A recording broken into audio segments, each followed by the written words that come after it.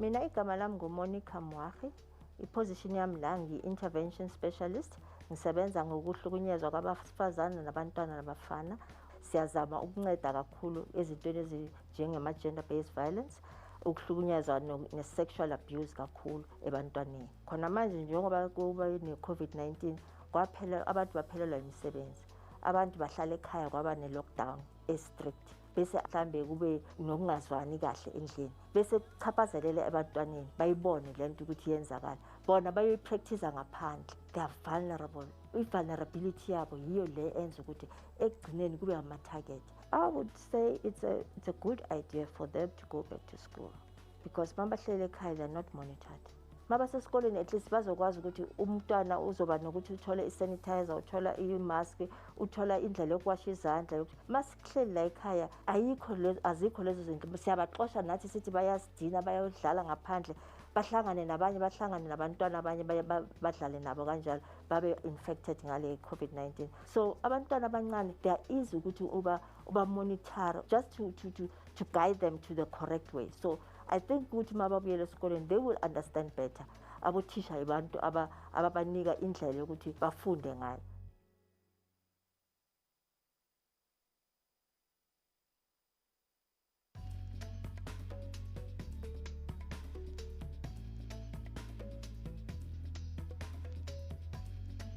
I'm Mara Glennie. I'm the founder of an organization called Tears, which was founded to help rape victims anywhere in South Africa, whatever their age or belief or color or religion is. And one must remember that abuse is normally done to a child by a well-known person. It is not stranger danger, that's a lie. Allow your child to be able to tell you anything. Without expressing shock, you can express concern, caring and love. But your child should be able to tell you anything. I think that returning to school is incredibly important because the roles that the school plays in a child's life is teaching many skills that people in the homes don't have the ability to teach. So what we need to do is we need to learn that there are rules that are for the safety of the child, and how best do we make sure that whatever rules we enforce helps the child not to get COVID, not to be hurt. So how you treat your child today, how your child is in school, will affect them for the rest of their lives. So we need to be a society that genuinely cares. And the old days of a child being seen and not heard is long gone. We need to hear their pleas for help.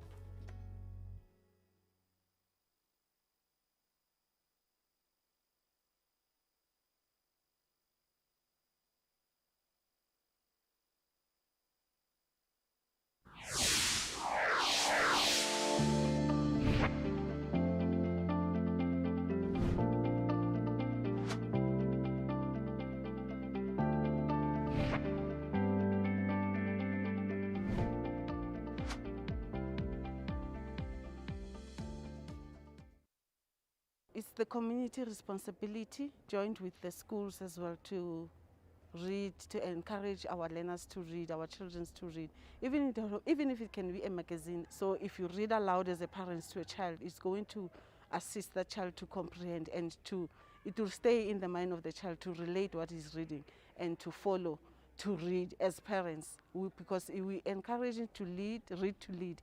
So if the parents can lead in the reading at home, and us as teachers will be leading at school in order to read. Why is it important for learners to read every day? It boosts their self-esteem, it improves their reading skills and their vocabulary. They are able to have empathy, and they are able to read with comprehension and understanding. They are able to construct sentences using different grammars where they know to put full stop, punctuation marks, and they are able to perform better in their academic excellency during the course of the year. So reading every day with understanding, it develops the mind of the child and improves the mind of the child to know different backgrounds of the story, to know different factions within the books. That's why it is important for learners to read every day.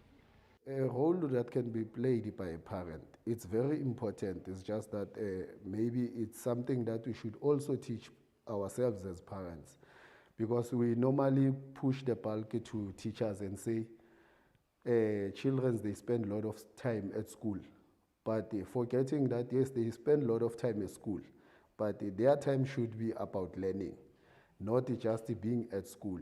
And when they are at school, they are with different teachers. Parents are people who are closer to children, who can be the better teachers to children, because remember at the same time that the parents are the ones whom the children, when they grow, they hear the voice of their parents first. They know the culture of their parents first, what they want, what they don't want. At the first year of a child, when it comes to school, they cry, they don't want to leave their parents. So you see, if the parents can enforce the culture of learning in their homes with their children, then I think we will be a better society, because it's important. You must also enforce a culture of having books in the library, as even in the staff room, as you can see next to me, because this is where teachers come and sit and have their lunch. And when you are having your lunch, you are not using a lot of energy. You are only focusing on your lunch, because there is nothing that relaxes a person than reading books. I want you to tell me, what do you see in the picture, ne? What do you see in the picture? One at a time. You see?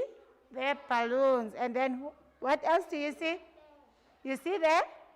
You see the bear. What else do we see in the picture?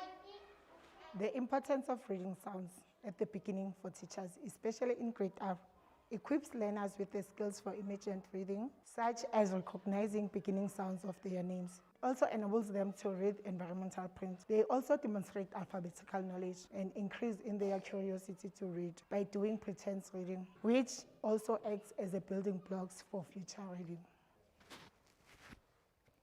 Mother said, "Run to school, Jabu. It's late." Whoops! Jabu ran out of the house.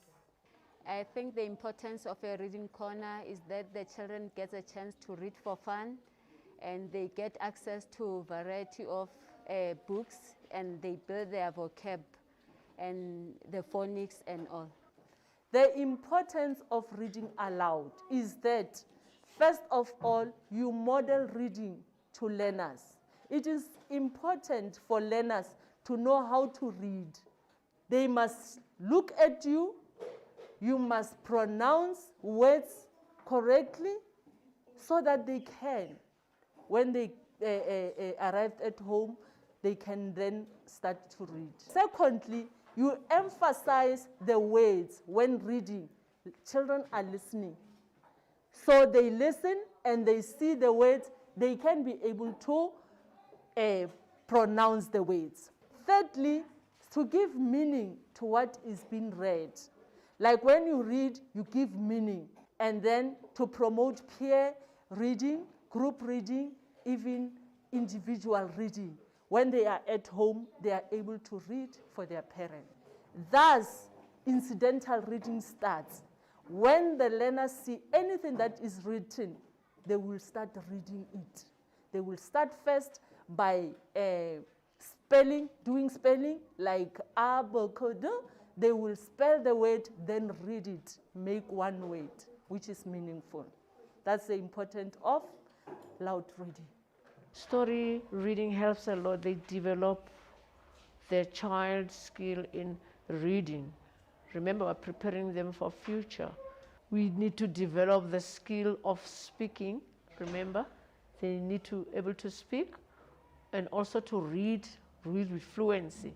All the children's stories, they've got pictures that attract learners to be able to have an interest and want to read more the stories. And also to be able to write their own stories or even poems on their own. So if they have developed that skill of storytelling, it's easier the next step to write their own stories.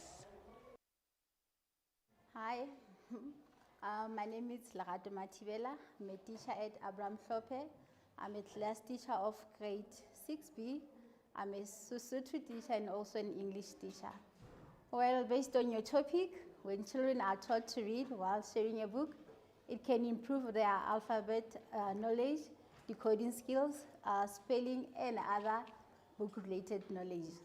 And then the facts that I have that it can assist in our education, it opens new world, like you can see, like our surrounding. It can build a positive reading attitude. It expands their languages, like you know that English, it's not our home language. And some of them, they are doing Sesotho at school, but they are only doing it here. But at home, they speak isiZulu and other languages. Then reading, it helps them to expand their vocab. And then also it can help them with their speech and language. The importance of group discussion is very vital to us because we teach learners who come from different backgrounds. So this is where they get to express their views and different opinions as well as their experiences. Bayakhona ukubukana mabafunda bese umuntu nomuntu uyakhona ukuthola imotivation ukuthi umngani wami ufunda kahle nami ngiyafuna ukufunda kahle njengomngani wami noma umuntu enza amaphutha uyakhona ukulungisa noma balungisani ukuthi mngani senza kanje senze kanje. The importance of a library, it's quite diverse actually, because learners are able to develop certain skills such as reading skills. It also improves on their vocabulary and they're able to reason better. And actually it boosts their confidence as well. There are quite multiple activities that learners can do at the library. They can come and read. They can also join us. We have group readings, and then we also identified learners around our schools who have learning barriers, and then we also support them by giving them reading lessons. And what I like about the library is that it provides free resources to everyone. So each and every learner is able to come in without paying anything and also benefit from the library. To my peers as principals, I encourage them, even if in their brief meeting, encourage them, the staff to read, but start with yourself like I did. I started with myself to read a portion of book that I'm reading and share it. Have a reading corner or reading groups with teachers where we can share the story and laugh, because we know to shift the mind of being COVID related and to relax their mind. I saw it working. So I'm encouraging to my peers, let's read to lead and be the first one to share the story of the book that you have read to the staff. That will encourage and motivate them. It did with me.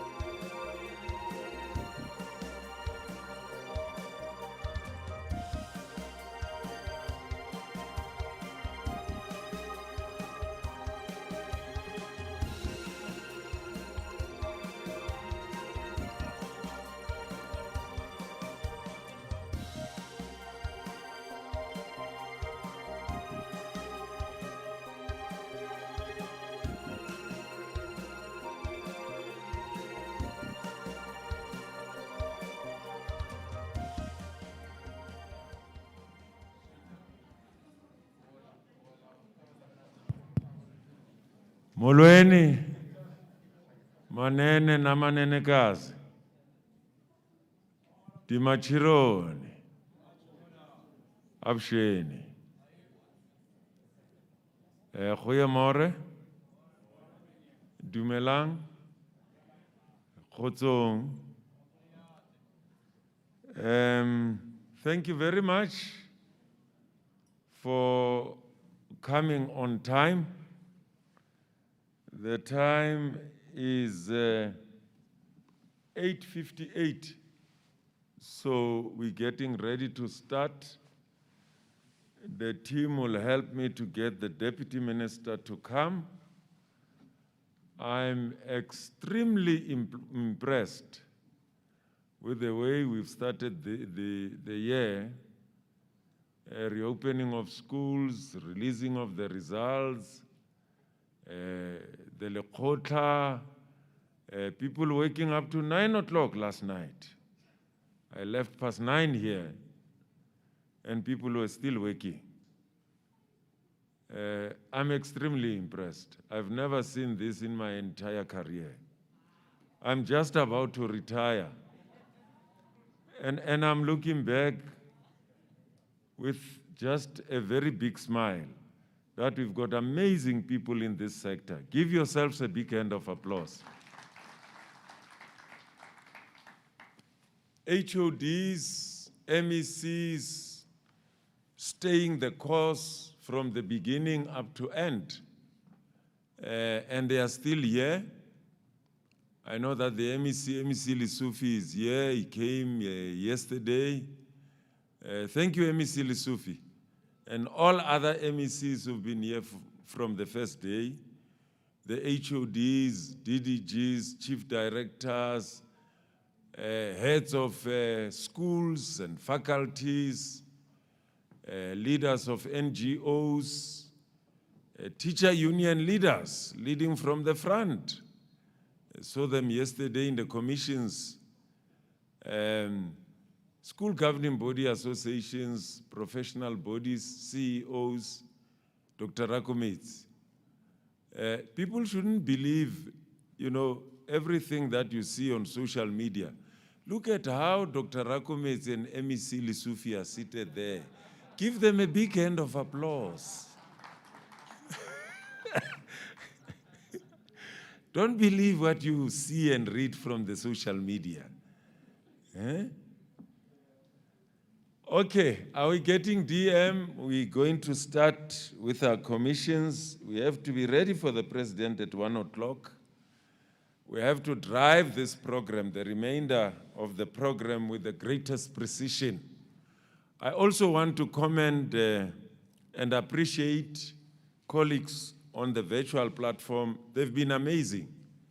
We've also been monitoring there. The average of attendance and participation has been between 400, 500 plus. It has just been amazing. Let's give them a big hand of applause. So we're going to start. I'm just waiting for DM because she should be driving the program today. Whilst waiting for DM, we're going to receive reports from commissions. As I indicated, worked until very late last night. And then after that, there are only 5 of them.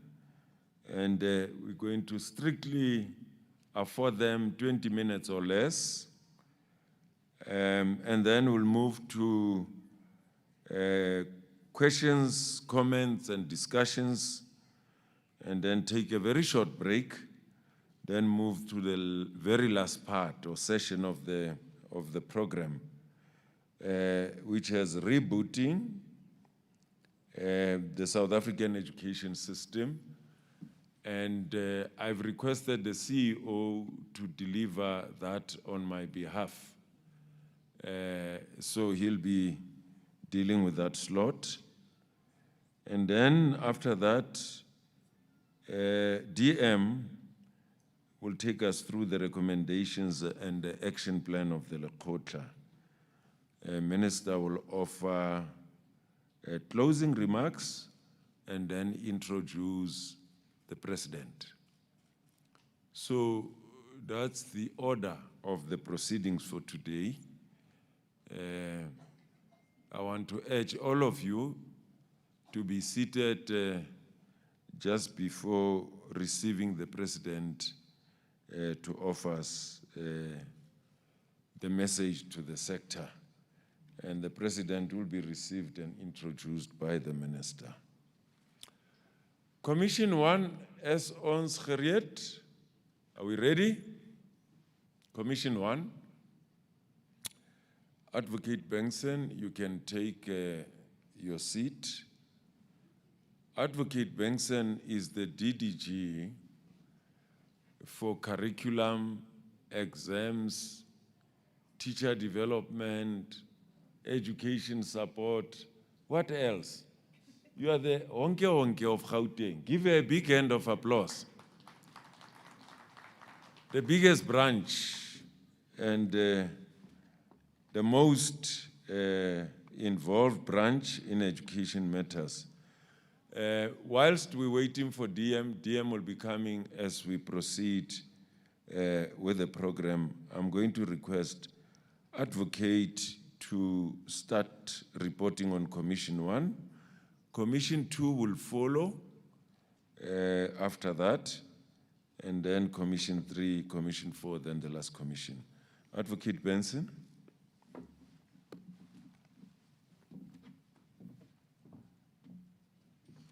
Who's going to sanitize the podium before she...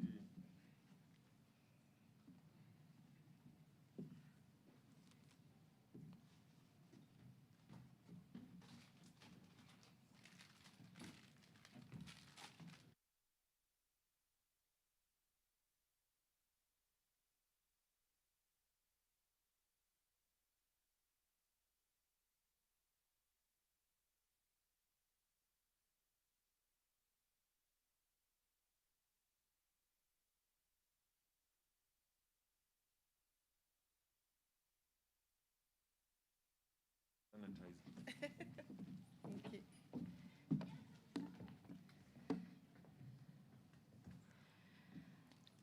I'm sure this is okay. The presentation is not on the screen. Can I check if somebody is going to load it?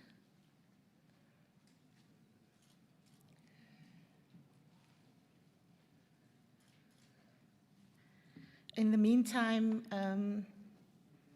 Program Director, let me greet our Honorable Minister, Deputy Minister, all of our MECs who are present, the CEO of Umalusi, and all of the HODs and senior managers and officials in all provinces in the country and the partners who are here. Yes, I'm going to present on the first commission. And DG, I hope my time is not, oh, there it is. Can I just, there you go. So I'm going to present on the first commission. Our chairperson was Mr. Manuel, who guided us through the process. And because I've got just 20 minutes, I'm going to go fairly quickly through the presentation. I think I don't need my spectacles for the screen. Let me say at the outset that we had a lot of robust discussions in our commission. And through those discussions, we've reached consensus on the inputs that I'm going to present now. And I think because it's the core business of the department, there was a lot of interest in the commission that we were in. And the focus of the commission was transition from school to work, developing and implementing a strengthened curriculum for 21st century skills. You will see that the strengthened is in italics because it could also be replaced by a modern or modernized curriculum, but we're using strengthen as a synonym in our context. So just by way of introduction, the sector has made some strides in the past few years to equip learners with relevant 21st century skills and enabling a greater uptake of work-related and entrepreneurial competencies. But as we know, since March of 2020, we had a disruption to normal schooling. We've had rotational classes for the past 2 years, and it has somewhat distracted the system and redirected our focus to looking at issues of curriculum coverage, learning losses, and the important teacher-learner well-being that we obviously needed to address through creative and innovative solutions. Now, in terms of the 21st century skills component of the curriculum, currently there are a number of programs that are being piloted and or implemented in the system. The piloting of some components of the 3-stream model. We're piloting the GEC. Entrepreneurship education is also being implemented, and of course, across the system, albeit not evenly, we are implementing ICT and blended learning. However, colleagues, in terms of the strengthening of the curriculum, we are lacking a consolidated sector plan for strengthening the curriculum and the desired design features. So we know that we are going to need to revise or rework our CAPS, our curriculum policy, and that's not yet been finalized. So in terms of the questions, we had 7 questions that we had to answer. That was by way of introduction. We had 7 questions that we needed to answer, and the first one was about the core skills and competencies required for 21st century curriculum from grade R to grade 12, and to answer the question whether they resonate with the goals of the National Curriculum Statement. And I think throughout the 2 days, we have had many presentations, quite a few, that spoke to the 21st century skills and competencies. You know, it's been extensively defined, both in local and international frameworks, and some of these skills and competencies are currently embedded within Section 1 of CAPS. So, for example, it speaks about communication skills, critical and creative thinking, teamwork, and learners being able to organize and manage themselves. The current challenge, however, remains a deliberate effort to teach and assess the skills. And that is what we found to be missing currently in our processes. In addition, the new skills required by labor and society, we have to infuse them in the curriculum. And importantly, we must map the skills currently in the CAPS and the skills gap development.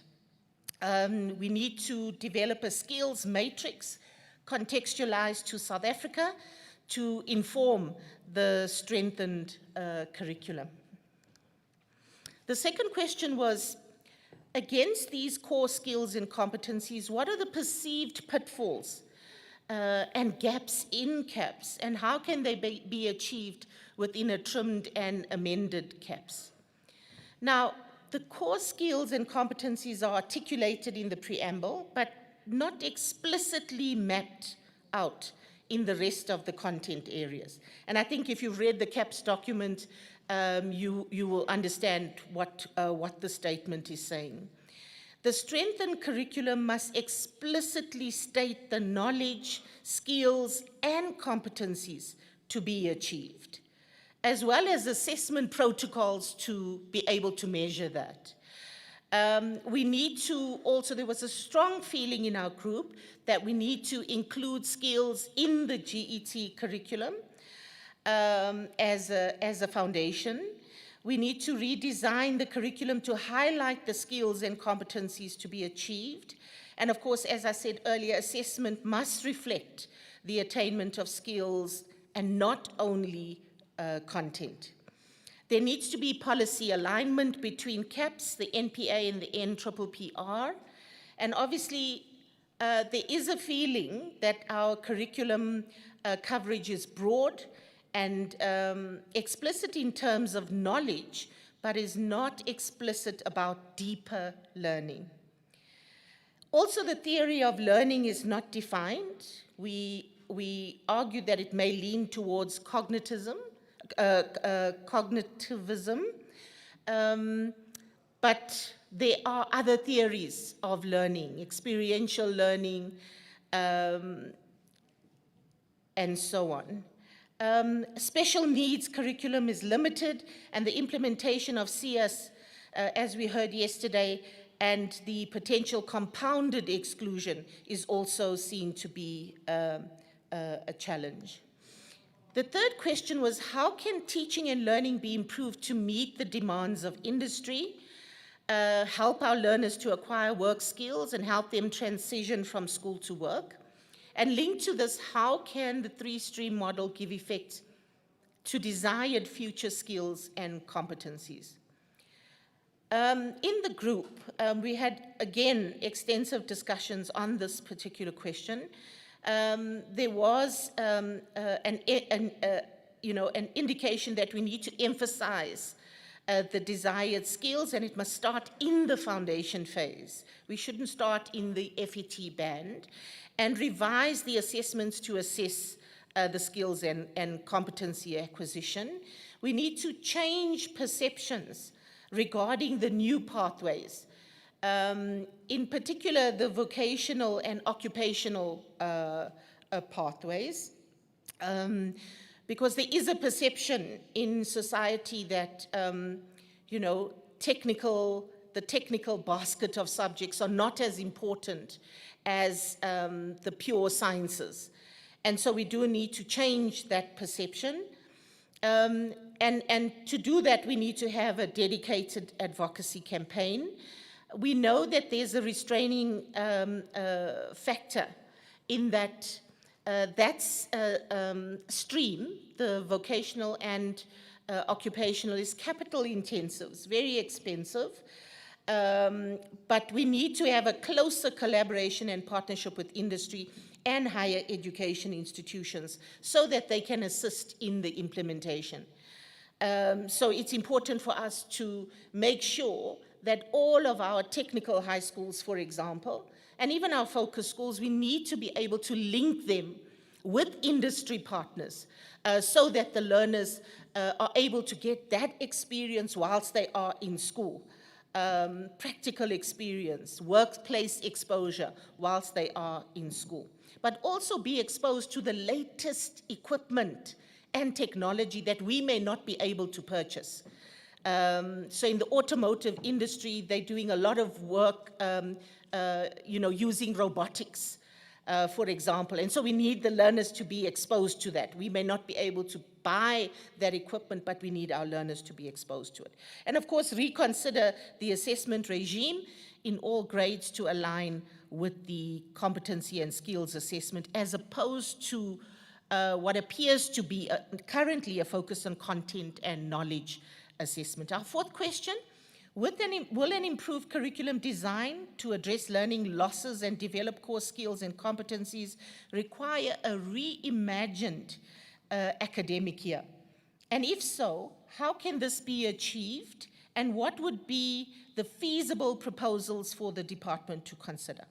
So what we've put on the table is that our recovery learning programs, they imply differentiated learning, in that learners in a grade are at different levels of knowledge and skills acquisition. And I think we know that.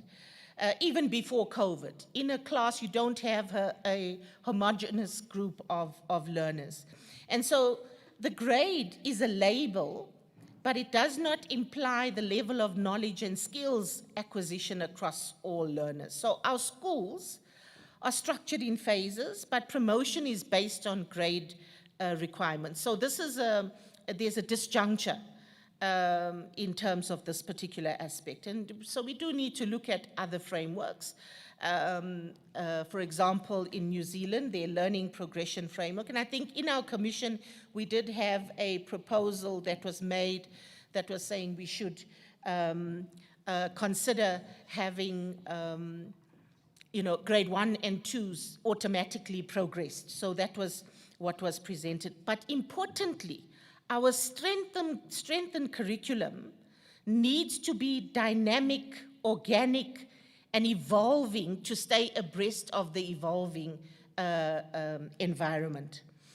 And in terms of question 5, it speaks about the implications for teacher development, both initial and continuous, and also what are the implications for getting teachers on board with the envisaged amendments in a seamless and less disruptive way.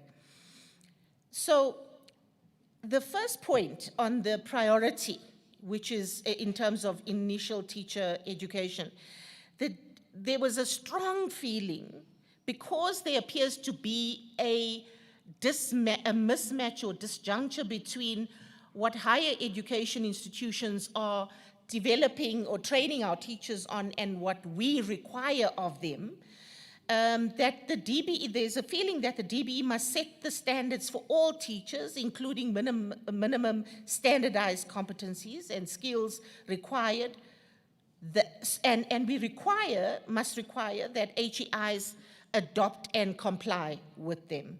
In terms of in-service teachers, we're looking at proposing that we implement a long-term 5 to 10-year teacher development plan to upskill or reskill teachers, and also collaboration with industry, not for learners only, but for teachers as well. Question 6, it's about the take-up of assessment for learning and the implications of implementing an AFL approach. We need to, in terms of the group's input, we need to train teachers to use assessment data to inform learning for both improving teaching and assisting learners. Currently, the system focuses on accountability and performity as opposed to improving learning. And we need to move away from performance towards learning. Subject advisors must be supported to focus on teaching and learning, limit the additional workload of subject advisors, and we need to scale the approaches that emerged during COVID teaching. And of course, our subject advisors should be the first recipients of AFL training. And the last question was in terms of the dual processes of managing learning losses and improving, modernizing the curriculum, because they are complementary processes, but separate. How can we manage this in the next 3 years? Well, we feel that the recovery process needs to focus on key foundational content or concepts or building blocks that are required for the following grades. And the current recovery ATPs need to be reviewed and to make sure that it's fit for purpose. We need to look at, as we review the curriculum, you have to look at it subject by subject, because different subjects, like maths, for example, is a building subject. So you have to know what you did in the previous grade in order to progress in the subsequent grade, as opposed to other subjects that may not have that particular component. Now, just by way of a management plan, in terms of, well, a process of managing these two elements, we've said for 2022 to 2024, we have to focus on the implementation of the Learning Recovery Program, and that's the 5 pillars that Dr. Paulius spoke about. I'm told yesterday he was called the rock star of the Lekgotla. So we need to be able to make sure that we focus on that, together with upscaling programs that focus on 21st century elements. And I spoke about that at the beginning. But running parallel to that In preparation for 2025 and beyond, we do need to look at how we are going to revise the policy statement, the CAPS, so that it incorporates all of the different elements. So it's looking at 2 work streams that will deal with these particular elements. So our key recommendations, for us, we are saying that we need to embark on that curriculum strengthening process. It must explicitly state the knowledge, skills, and competencies to be achieved. The curriculum must be inclusive to all, and schools must be appropriately resourced to enable the teaching of the 21st century skills. We also need to equip our learners, and obviously DBE needs to set minimum standards for teacher competency and ensure that HEIs adopt and comply to them, and the assessment regime must place greater focus on improving learning and less focus on performance, again to be less exam driven. I won't go through all these elements. It's the action plan. It was asked in our last question, an action plan for 2022-2023, but just to say, key for us in the next 2 years, this year and next year, we need to adopt and implement the 5 pillars of the Learning Recovery Program. We need to maintain the 2021 policy directives. We need to conduct a gap analysis of the 21st century schools and skills and competencies in CAPS. And of course, we need to refocus the assessment regime. Also review the trimmed ATPs, and we also need to develop the diagnostic assessments. This is in conclusion, and I'm saying it as I walk off the stage because the deputy is next to me, just to say that there are many puzzles to this process, but if we work together, all the stakeholders collectively, and we stretch ourselves, nobody sits on the fence, we understand that there's a change process that needs to happen, collectively we're going to be able to deal with these challenges. Thank you so much. Thank you, Deputy.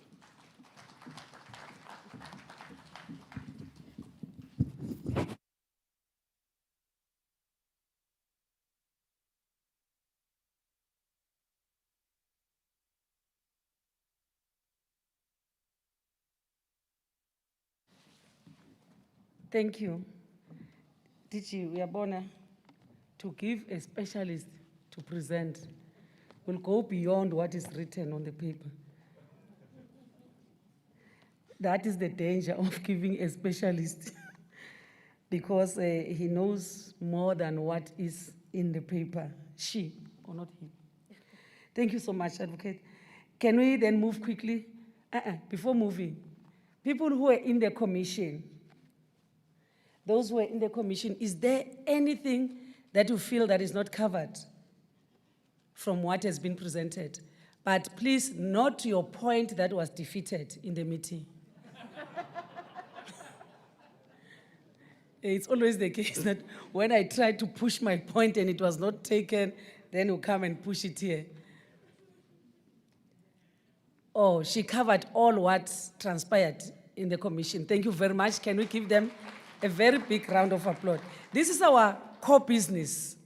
This is our core mandate as the department. So we move now to Commission 2. Please, let's note that we have 20 minutes to present and 5 minutes for additions. Commission 2. Ms. E. Mukhalan. Teacher preparation, professionalization, and well-being.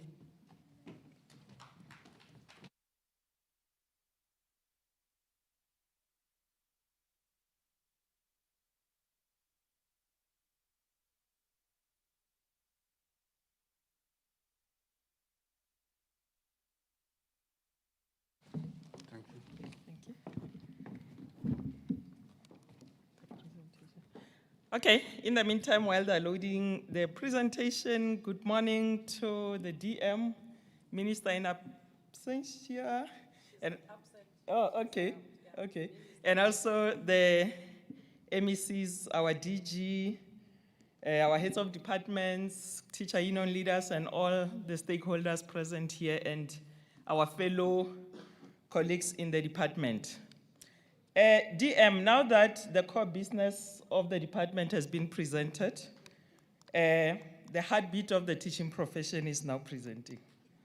Because without them, there will be no curriculum presentation, there will be no curriculum delivery.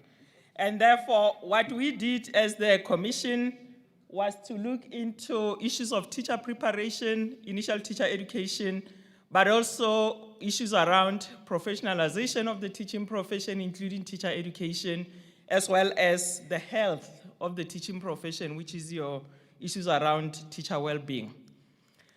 In doing that, we looked at the integrated strategic planning framework and also a whole lot of issues that are under the teacher education and development continuum. We need to emphasize that because we can't look at initial teacher education in isolation from the issues around newly qualified educators as well as the issues around your practicing educators.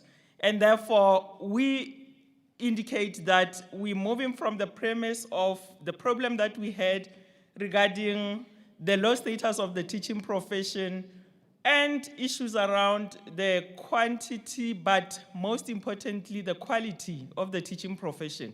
We had challenges also around throwing our newly qualified educators into the deep end, and we recognize the importance of induction, which has been a challenge. It has been there, but it needs to be strengthened. But also, we are saying the quality of the provisioning of continuing professional development, which has got an impact on whether educators will be able to deliver continuing professional development accordingly or not. Having said that, we now, as a group, recognizing the basic education sector gains in terms of one, the improved teacher development provisioning and management through the CPTD management system.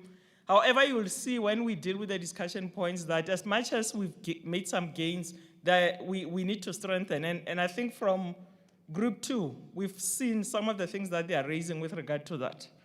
And we are saying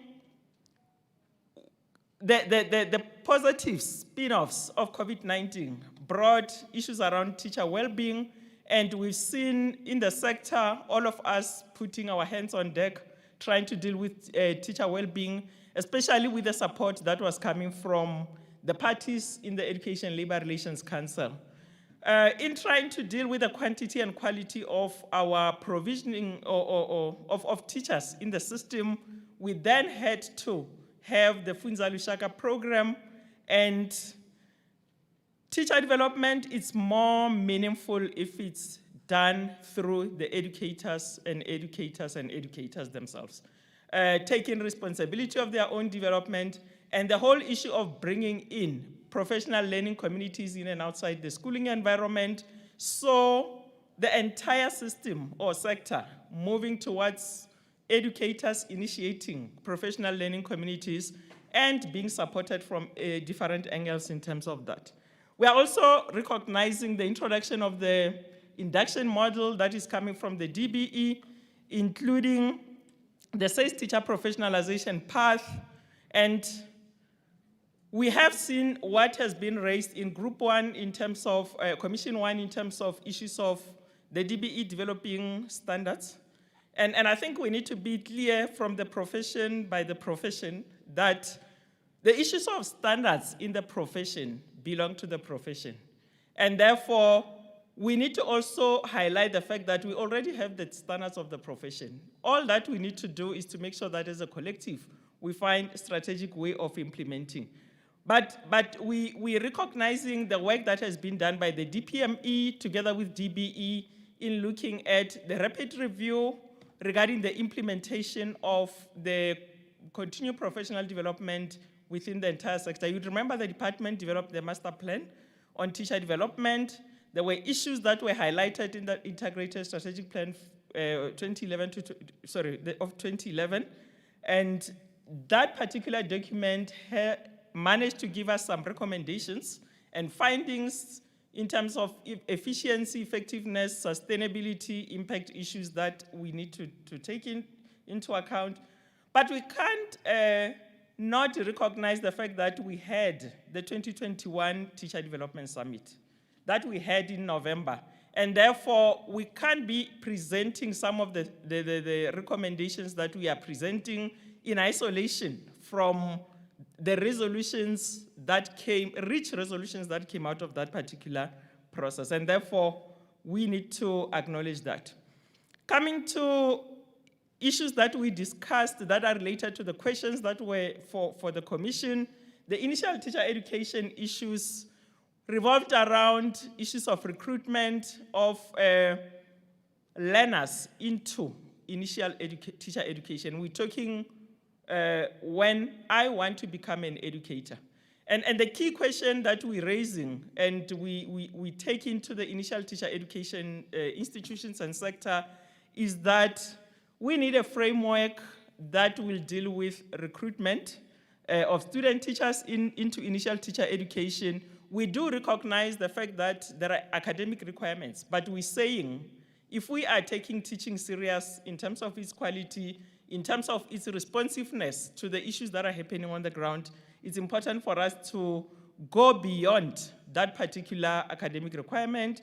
But also, I think Commission 1, I don't want to repeat what you've already indicated in terms of whether initial teacher education is responsive to the needs of the basic education sector and whether the content of what they are delivering it's really worth, yeah, no, they're gonna kill me, the paper that is written on.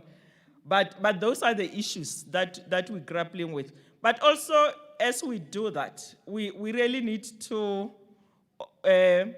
look into the issues of professionalizing the teaching practice space. And I'm aware that the Education Deans Forum had the teaching practice colloquium sometime last year, November, to try and address some of these issues. While they are dealing with that, how do we, as a collective between higher education sector and also basic education sector, begin to really actualize the whole issue of making sure we take teaching practice seriously, but we strengthen the mentors that are in a form of practicing educators that are supposed to be supporting our student teachers. We've got the Mr. Tech minimum requirements for teacher education qualifications policy that is under review. We know that it's also waiting for the higher education qualifications framework for it to be finalized so that we can deal with some of the issues. And while we recognize these issues, we are acknowledging that every year in and out, when we have Lekgotla, we continue to repeat some of these issues. And we are calling upon the DBE, together with all the relevant stakeholders, to be having immediate engagement with the Education Deans Forum so that some of the issues can be dealt with instead of us rehashing the same issues around initial teacher education year in and out. In terms of professionalization and teacher education, we've already indicated the importance of induction and mentorship, but we are emphasizing that mentorship is not equivalent to experience. And the fact that I've been in the profession for more than 30 years doesn't mean I can be in a position to mentor. And therefore, we're emphasizing the importance of developing and supporting our educators to be effective mentors for newly qualified educators, but also for student teachers when they come to schools for teaching practice. We've already seen, again, from Commission 1, in terms of the 5 to 10 year plan that they've already indicated, and I think they're aligned with us in terms of saying we need to be having a more coordinated teacher development, which is really taking care of issues. But most importantly, how do we support our school management teams, in particular your HODs, to be enhancing, heightening school-based professional development, because that's where things are happening. And we'll be able to support even our educators more as they deal with their initiated PLC structures that are responding to their needs, that are driven by themselves as educators within the school environment. And also other issues like like we indicated before, you'll be able to deal with. But we are also saying there should be incentives for, and we're not talking incentives in terms of monetary only, incentives in terms of mentorship for those educators that are going over and above their own responsibilities to make sure that there's issues of mentorship, but also when they report their continuing professional development. While the two areas are important, while professional development is important, professionalism, there's no way that we can expect our educators to be dealing with a whole lot of curriculum issues and other issues if their inner soul is not nurtured. And therefore, we're looking at having a comprehensive, holistic kind of an approach to teacher well-being.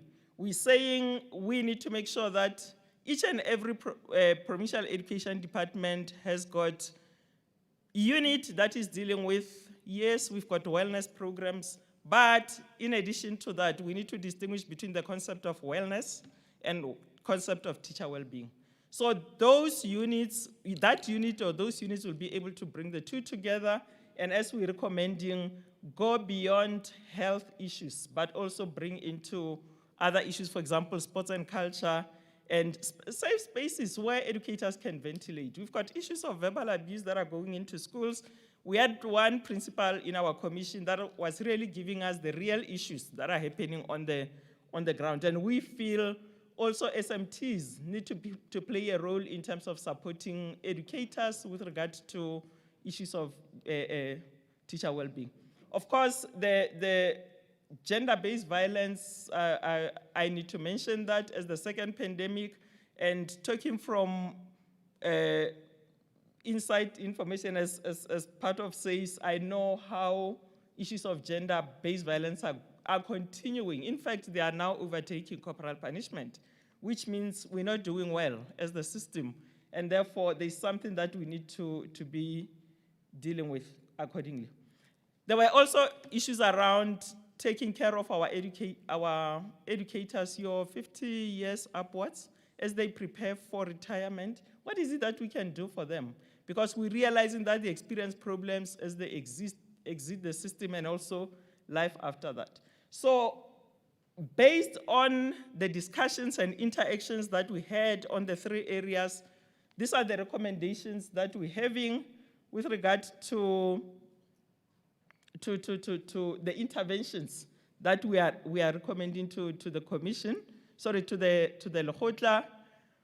One of the things that we are foregrounding is the issue of psychosocial support and comprehensive teacher well-being program, as you would have seen in the previous slide that I've already presented. And we are also emphasizing the issue of school-based professional development, which goes hand in hand with ensuring that our head of departments and the entire SMTs are really supported to be carrying that responsibilities and supporting educators and ensuring that there's a conducive environment for that continuing professional development to take place. We've heard of reports of learning losses from day one, and we're saying there's a need for us as a system to really develop and support educators in the foundation phase, but also in the grades that had less learning time in 2020-21 period.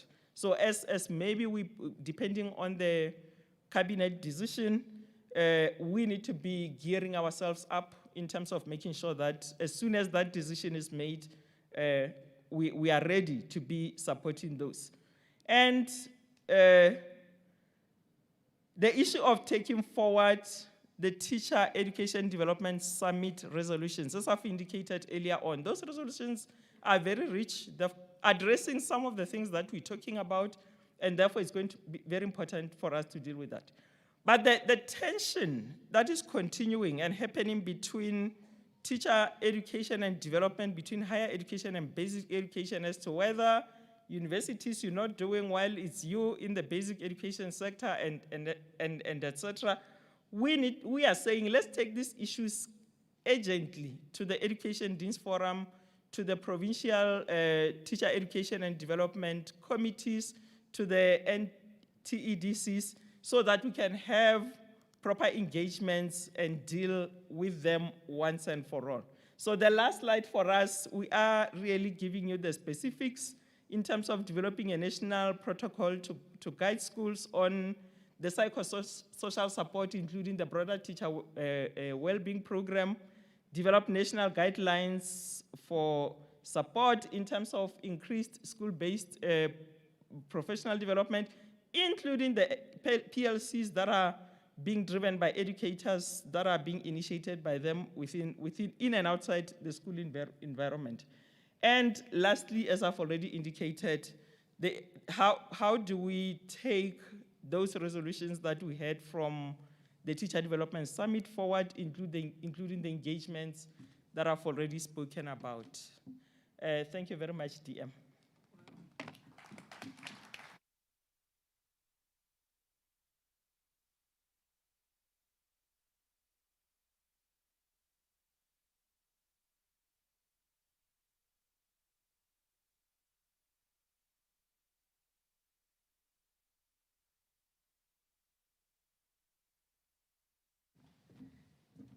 Thank you so much. I put a stopwatch. You gave me even my 2 minutes to greet. I did not greet this morning. Greetings, colleagues. Greetings, MECs. MEC Bushielo, greetings to you. MEC Lisufi. MEC Gate, greetings to you. MEC Munakalo, where is he? Oh, he's with the minister. Minister, greetings to you. DG, greetings to you. You went out also. HODs, DDGs, greetings to you all. And we thank you for the fruitful discussions that you took yesterday. And it shows by the work that is being presented here. Now we're going to call commission. Ladies and gentlemen, greetings to all of you. You are all very important. I remember that I ended with DTGs. Hey, all of us, our partners, CEOs, chairpersons, you are all very important. Without you, this meeting would not be a success. So we can count on ourselves, but without you, especially our partners, you are very important. Your contribution is highly, highly, highly appreciated because education belongs to all of us and is the future of our country and the whole world. We move then to commission number 3. Dr. Mpahlele. Run. Faster. Yes.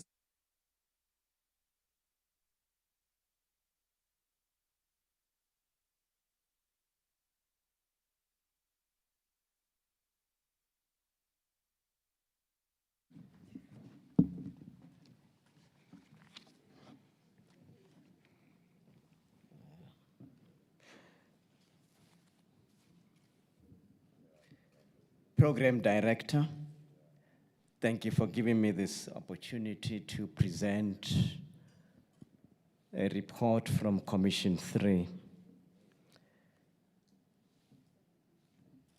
While they are putting on the screen the slides, or they are there already, thank you very much. Let me acknowledge protocol observed. Allow me, Program Director, to acknowledge colleagues who assisted in putting together this report that I'll be presenting, more especially Dr. Midubi, who facilitated the commission, the lead moderator, Mr. Tlavani, the deputy lead moderator, Dr. Nkosi, the scribes, Ms. Suleiman, Mebuchie, the resource persons who included DDG, Gaia, Ms. Marais, Dumezulu, Mr. Mpanza, and colleagues who participated, who were in the room with us and those who were in provinces. It will be remiss of me if I also do not acknowledge Dr. Mpahlele, who put together the presentation and the final details. The report comprises, just to look at the mandate that was given to us as a commission, and look at the, also because this discourse on ICT education is a 21st century discourse, which frameworks underpin and guide us in the discourse, and then present to you a smart action plan as it was requested and make recommendations. The mandate that was given to us, which is in the booklet, is very clear. How do we align ICT strategies and interventions with the constitutional principles, inclusivity, access, equity, and redress? And how do we strengthen the use of technology to support curriculum delivery? And how do we transform education capacity building in response to global change? And lastly, how to strengthen partnerships. These, our responses, you'll see them in the Smart Action Plan. They respond to this mandate. We were given 7 questions, and they are summarized on the screen. And the red one, because of time, I will not be able to go through each question. The red one, when we were providing responses, we realized that they are covered under the 6. So people must not think that we did not respond to question that deals with partnerships. Right, I'm not going to go through the commission questions. When we looked at the questions, we also looked at what was expected of us in the mandate and also the topic. And we've realized that some of the concepts that are in the questions were not in the mandate and in the topic, so therefore we put them together. And this, you'll see them in what we call that conceptual framework. These are the concepts that are very important and find expression in the Smart Action Plan. And they cover all those concepts: technology, e-education, digitization, learning losses, and we also discussed learning deficits. I'll come back to it later. And the issues around global and local, ICT and online and electronic resources. And the key concepts, we unpacked them so that when we are having a smart action plan, it must be measurable. And it is measurable if we are very clear about the concepts we use, and we're able to decide on the time frames and the resources that will be needed. So I'm not going to take you through the concepts. When we look at our policy frameworks that underpin the work around e-education and ICT, key ones, they are not the only, but in government, it's the ICT white paper and the e-education white paper. One can, for these, the key issues, deliverables are hardware and software. In education, obviously, we have both hardware and software, but we deal largely with the software and development of the human being as a whole and a citizen as a whole in totality. And that's what we focus on. Now, the Smart Action Plan, we tried to make sure that it is specific, measurable, achievable, realistic, and within certain timeframes. When we use timeframes, you'll see in the column, the short term means it must be done within a year. And then the medium term within 3 years. By the end of this administration, the long term it will be within 5 years or the next administration. So that's how we packed the Smart Action Plan. Let's start with the first one. Align ICT strategic interventions to the principles of equity, redress, and access. In that case, we're focusing on online capacity and online systems, as well as the issues around LTSMs. We know that we've got hard copies now. We want to see digital LTSMs. We want to see aligned structures, and there's no duplication of effort and energy. And we want to see affordable and massifiable technologies, and from simple, affordable, to even more sophisticated technologies, from your radio up to the sophisticated broadcast equipment. And the measurables are very clear, mentioned there. Those that need to be implemented with immediate effect, meaning in the next year, it is those that deal with free and zero-rated programs that can be accessed by all. In that way, we'll be able to be providing and making sure that we are now leveling, if you like, the proverbial field and making sure that the inequalities are also, the gap is also reduced. The second question deals with barriers to online teaching and learning. And there, again, we want to make sure that we provide technology to all. And the most important person when in the area of education delivery is the teacher. And they were mentioning short, medium, and long term. So it's a journey we must travel, but we must make sure every teacher has a laptop in his or her hands. And that is the key deliverable, and it's doable. In the short term, you can build it and you can target, but in the long term, we must make sure that all of them. And then we must make sure, this one is ongoing, make sure that the ICTs, okay, I couldn't see that one, yes. We have ICTs that are also used to overcome barriers. And we are promoting inclusive education, and we must make sure that inclusive education is promoted by exploiting the virtual environment. And all the online programs must be made available to all. For example, if you're having online programs and you have somebody who can't see, I mean, it's digitized, but only those who have eyes to see can see the online. We must also have sign language on the online programs.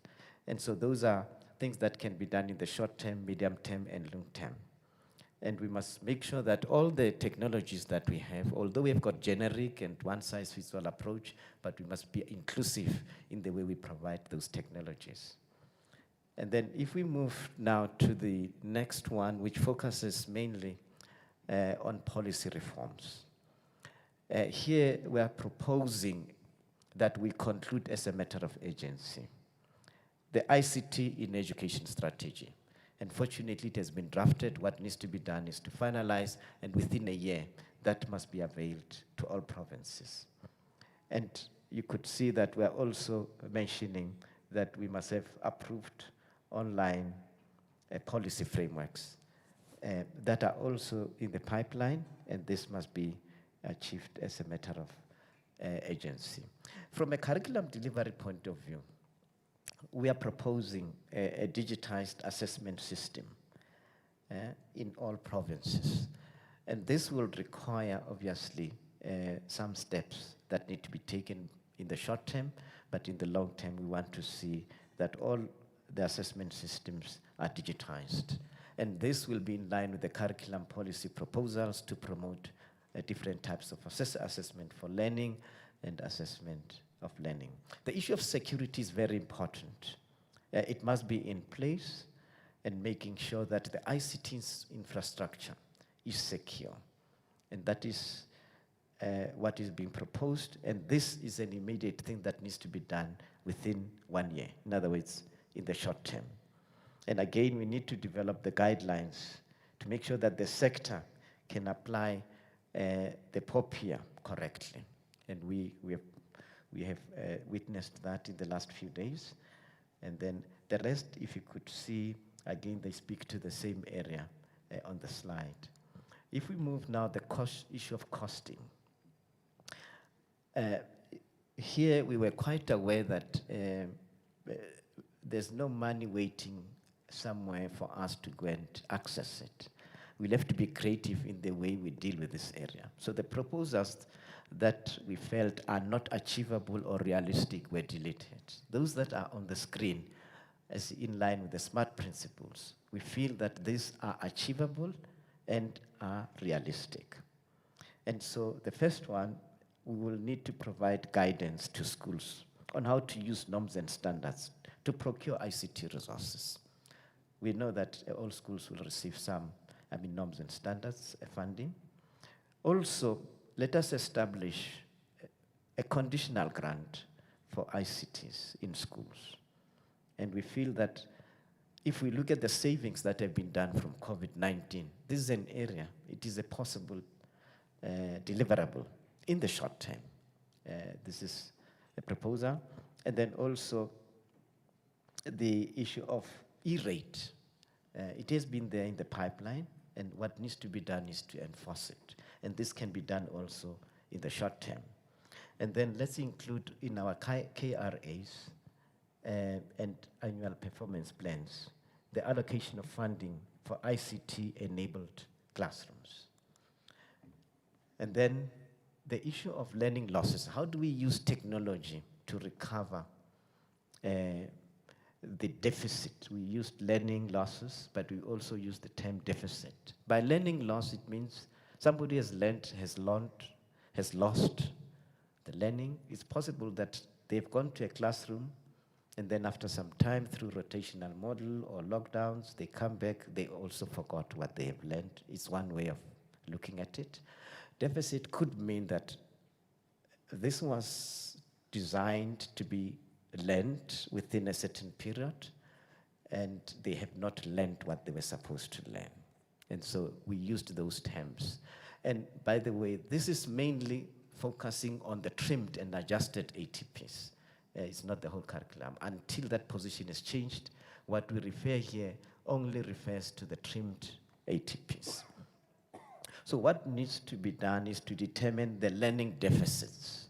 And therefore, we could create a national learning management system as a matter of agency. And this is doable within a short term.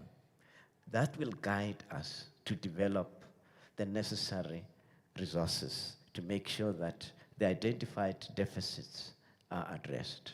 And in that case, that is why you see the second measurable, which is develop and curate digital content per topic in line with the trimmed ATPs. And then let us also digitize assessment. It's not just learning, it's not just content.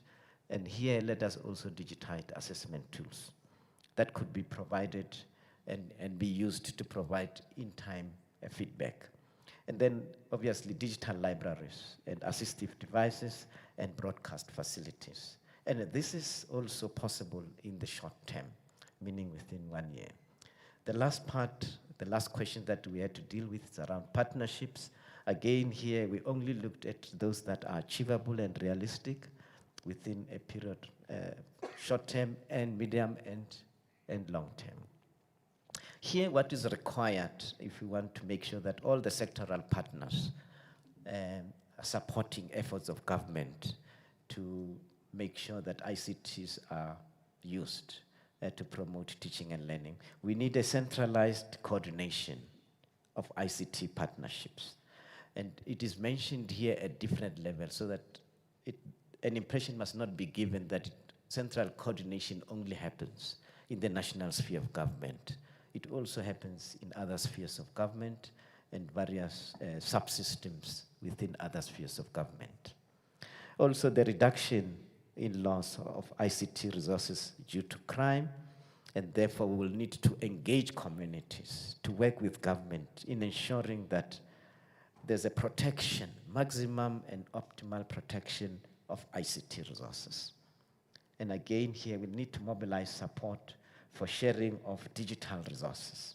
And lastly, better coordinated mobilization and development of ICT resources. The recommendation from the Commission, only two are made, that this plenary should support the adoption of the proposed action plan, and lastly, that the DBE should be mandated to implement the adopted smart action plan. I thank you.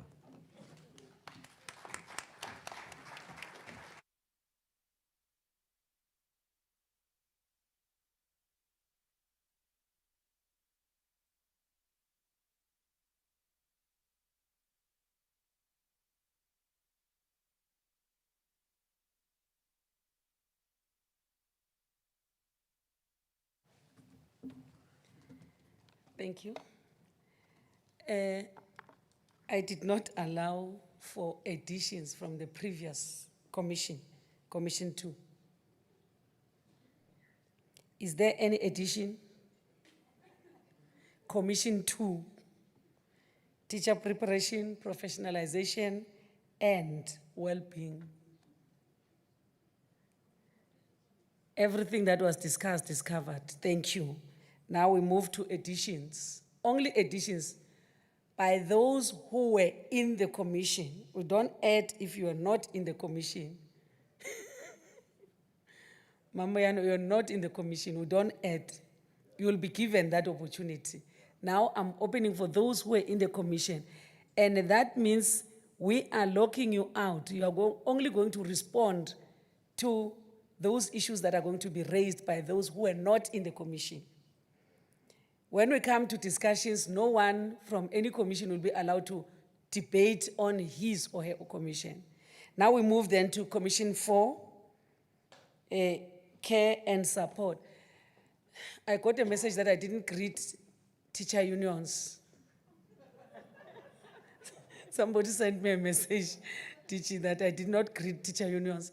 Greetings to you, good teachers, because we are teacher unions, because we are teachers. Greetings to you, leadership of teachers, and a key stakeholder in the sector, without which there can be no education, there can be no learning and teaching in South Africa. Commission 4. Can we encourage her as she's coming up? Oh, I didn't even, oh, it's written hair here, that's why I said hair. Oh, it changed to him.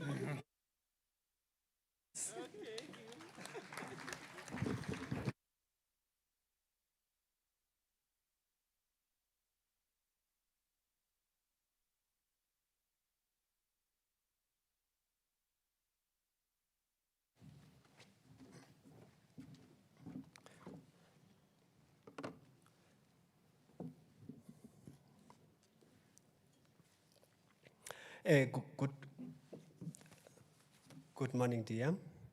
I will also latch on the greetings that you made to other people. I'm not going to mention them, you have already done that.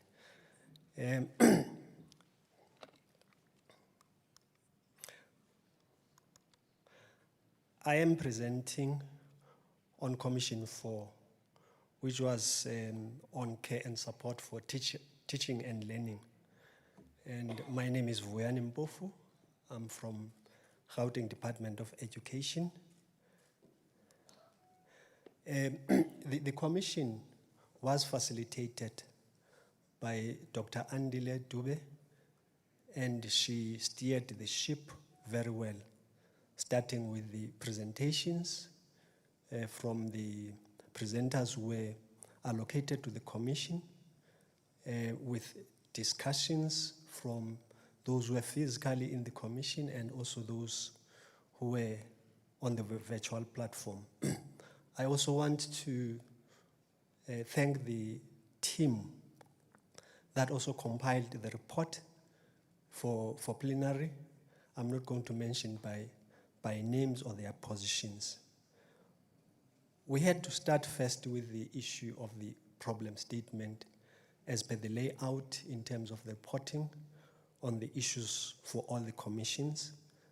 The first issue that we had identified as a challenge, or as in the problem statement, was that although the framework was adopted in 2008 and implemented as required, but there are still some areas where we need to ensure that issues such as conceptual framework is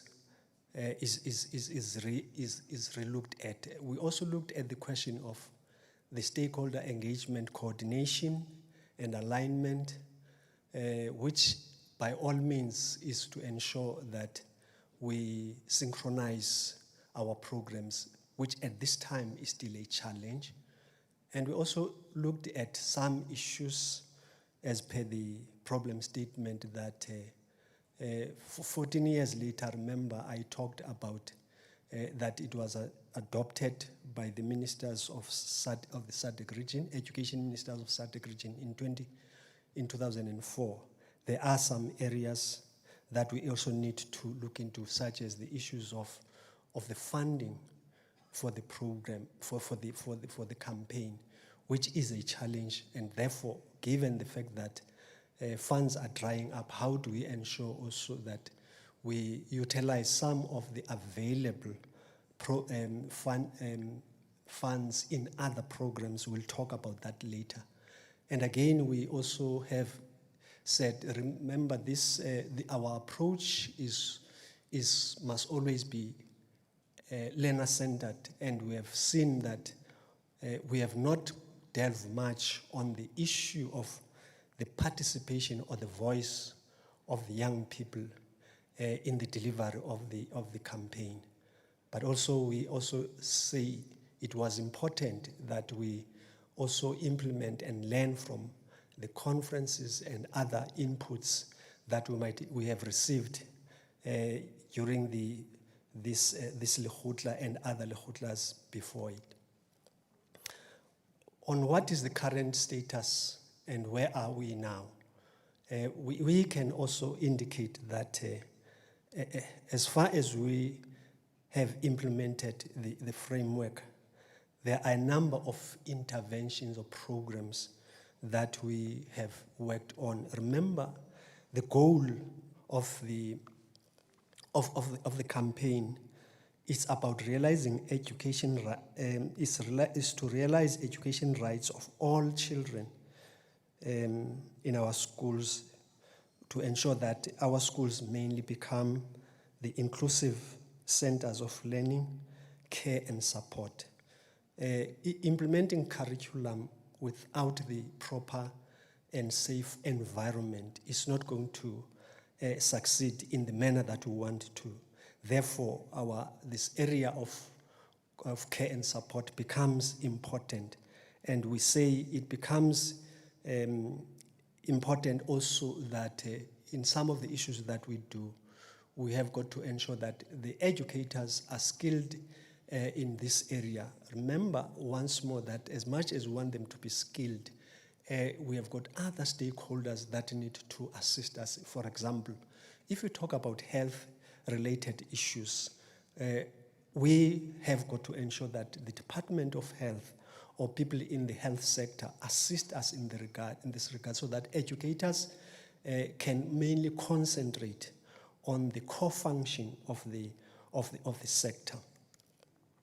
There were questions again that had to guide us in terms of what are the issues that we need to discuss. And there were two main questions in particular with their sub-questions. We'll talk issues of learning from the last decade and 2 years of COVID. We have COVID has been with us for the last 2 years, and it has impacted on how we implement some of our programs. So those sub-questions would be, what seems to work best, and what are the strengths of the framework and its implementation? You would talk about questions such as what needs to change in the system across the 10 pillars of the framework. Those would include your rights-based, socially inclusive and cohesive schools, your health promotion, your safety and protection, your psychosocial support issues, your curriculum support, co-curricular issues, talking about sports, learners be given or be encouraged to be involved in sport and so forth. Issues of infrastructure, we will know that we have increased the flow of water in the schools to ensure that we comply with the COVID-19 issues. The issues such as, I think the DG yesterday spoke about the reduction or the elimination of the pit latrines. All those issues become important when we talk about these issues, your social welfare issues, your nutrition, your transport, your stakeholder participation. But all in all, those are some of the questions as indicated. The second question, with also its sub-questions, was the issue of how do we ensure that the QLTC structures are implemented and work and do their work accordingly to ensure that a number of issues that are taking place in our schools, you talk about violence, the vandalization, bullying, discrimination are eliminated in the schools. How do we ensure that the role of the representative council for learners is enhanced? I was also impressed by one of the young people who also made some inputs in our commission on how they want to assist us in ensuring that young people participate. And it becomes important for us when we hear that voice, because the issues of young people must also be dealt with the assistance of other young people. On terms of the interventions and strategies, one, this is the template that we're given. It's about the challenges, it's about the progress so far made, key interventions, and also actions that we embark on moving forward. One of the challenges that we have found was that the CSTL conceptual framework seems to be outdated in certain areas, and therefore we need to ensure that we enhance it moving forward, and also using issues such as the technology, and also ensure that there's more research that is done in the area. One of the issues, again, as a challenge, was the issue that relates to the grants that are there at times which would exclude currently the campaign issues. And we're saying some of those grants, such as the HIV and AIDS life skills conditional grants, must be revised to ensure that they also look at some of these issues that we're talking about. Issues of gender landscape on this care and support issue. Wise emphasis has been on girl learners, adolescent girl learners, young women. We also say it becomes important that we move to ensure that the boys are also included, so that because some of these issues cannot be divorced from boys, and in the classroom they need to know and also have a voice and participate accordingly. Issues of as challenges, those talk to the young people once more. We are saying it's important that the peer education should be enhanced even beyond the HIV and AIDS issues. We talk about the issues of teenage pregnancy and so forth. These issues must be dealt with accordingly. And our approach is also about ensuring that more and more of the learner voices and youth agencies are included in our mainstream in schools, and ensure that young leadership is also enhanced, and we use the Ubuntu approach to ensure that we have got this program running accordingly. There are a number of issues that we also talked to that would also talk to the, in terms of challenges, the accompanying school level handbook, which must also be revised to ensure that at the end of the day, we are ensuring that the program is implemented without any challenges. And there are a number of issues in the terms of monitoring that we are going to be implementing. Remember, we have got also the assistance donor and the donors, the donor from your UNICEF, also the programs that we, Mieta Africa, that we are also talking to. As I've indicated, the key intervention issues in terms of the action plan for the 2022-2023 financial year would be also the revision that I spoke to of the HIV and AIDS conditional grant to assist us in ensuring that the interventions on the CSTL are also done accordingly. And we are talking about the issues such as your ensuring that we have got the learner support agencies being enhanced in our schools, which are also learner-centered and are done by the young people, for young people, with young people. We have got to redesign the approach in terms of your GEMS and BEMS, which are the education movement for girls and boys in the issue of support. The learner voice, as I've indicated, is an issue that we want to ensure that is encouraged. And all in all, as much as we say it must be learner-centered, there's also an element that talks to the educators being involved and being skilled to deal with some of these issues. Those are the issues, DM, that we spoke about in terms of the commission. Thank you very much.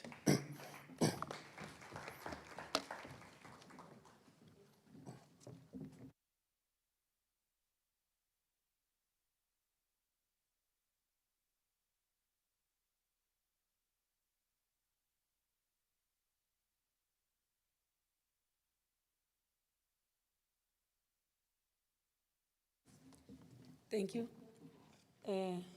Now I'm going to stop to put the stopwatch. It's not working.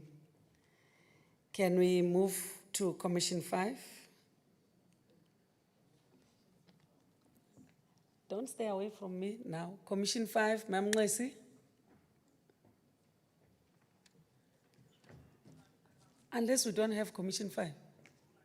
Oh, she's coming. Foundation for Learning.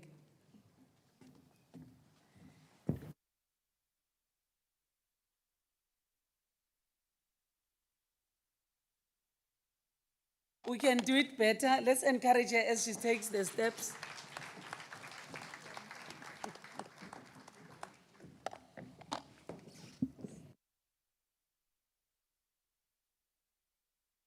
It will be fine for you. Presentation here.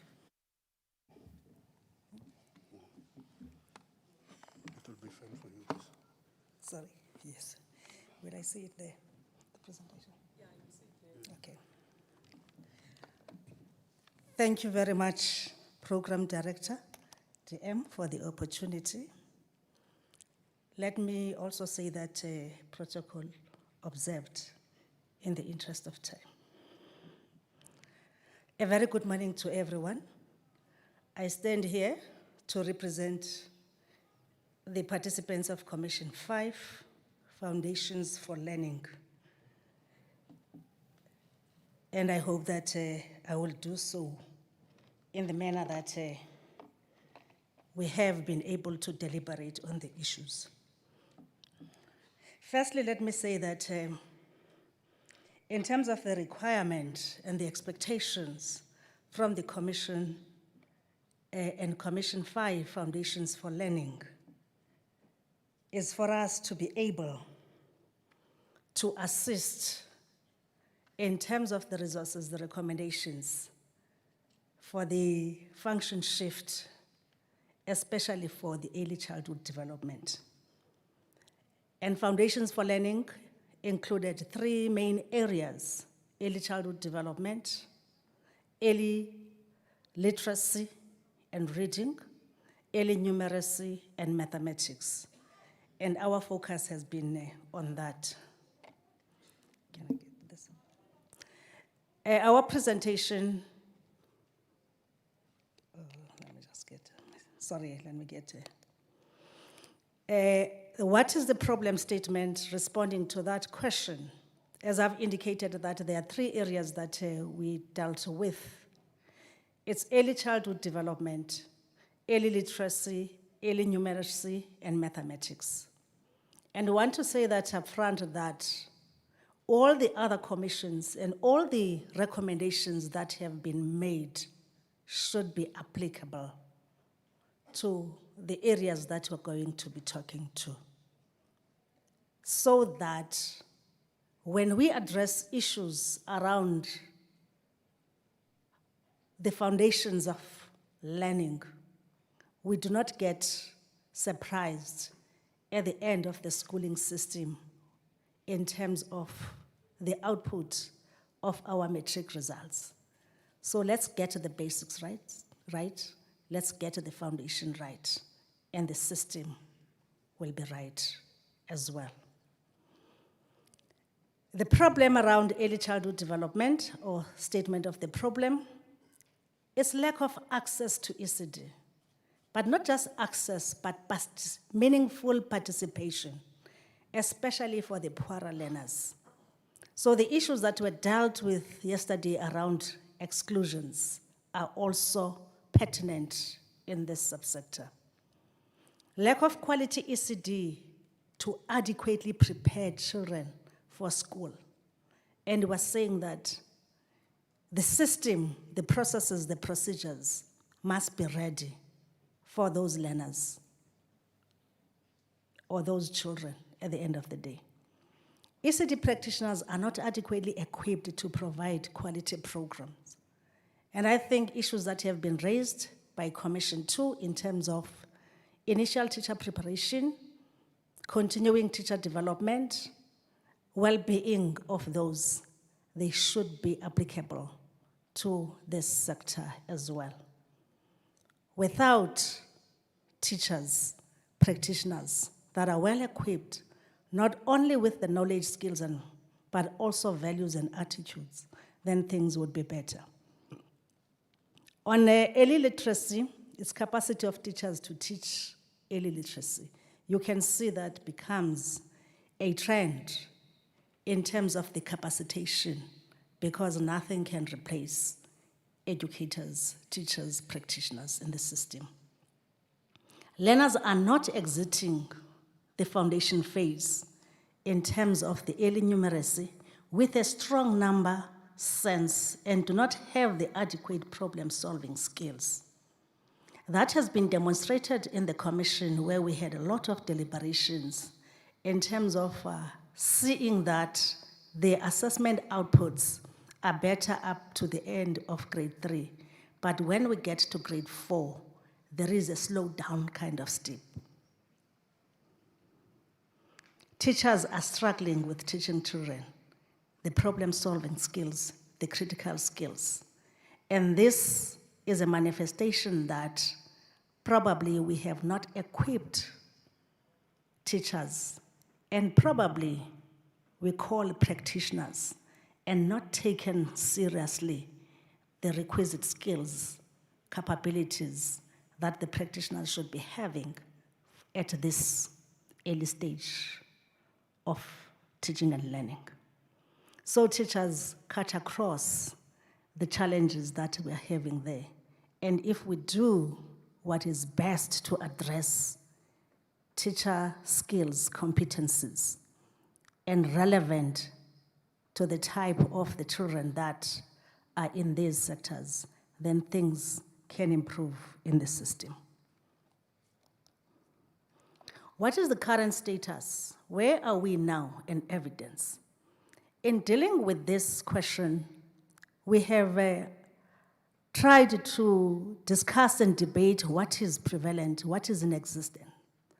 And we all agreed that at times, when things are not going in the right direction, we say more teachers, more workbooks, more textbooks.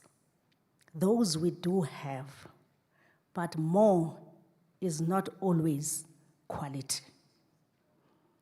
And therefore, in addressing that, we do understand that there are a lot of systems, processes, procedures that are in place, materials that are in place, but not adequate to address issues of access. And there is appreciation that access has increased. 75% of 4-year-olds are accessing ECD now. That is evidence that we're having. However, there is a need to increase 0 to 3-year-olds, because it has been found through the presentations that we had that there is a challenge that is not very much addressed. And most of these, at times, are not brought to the centers by the parents, and the developmental stages become a challenge as they get to the schooling that is formal. There is a need to focus especially at rural and poorer areas. The urban-rural divide is still evident that there are challenges. Quality.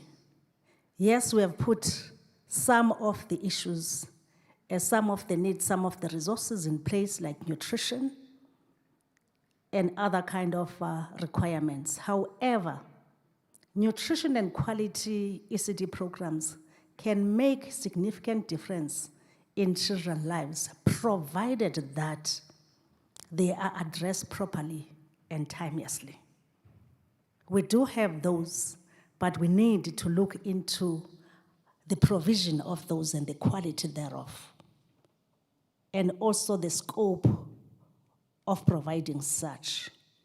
We need to understand how best to prevent stunting, because we have seen from the research that was presented that this has become a bigger challenge. Stunting meaning that the development kind of aspects of the children are becoming a challenge in terms of the size of the height and other issues. And this is as a result of nutrition. And when we talk nutrition, we talk a balanced kind of diet that will stimulate the mind of the young ones, and also the physical aspects for them to be energetic, not food for the sake of food and a stable diet, but a balanced kind of.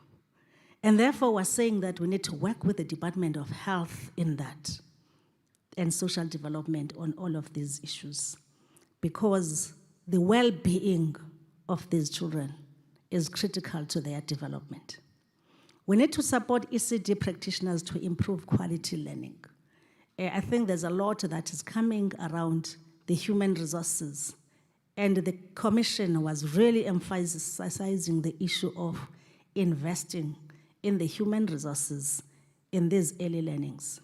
Human resources development, therefore, is key to achieving the desired quality. On early literacy and reading, despite massive campaigns in the system, early grade reading outcomes are not yet being achieved. And that has been shown by the results of the research that has been taken and presented. And therefore, we can leverage on cultural competencies of Africans themselves. This has come on the issue that we have gone to be very much kind of westernized and have not looked in terms of the African kind of the languages, where you find that there is a gap in terms of the transition.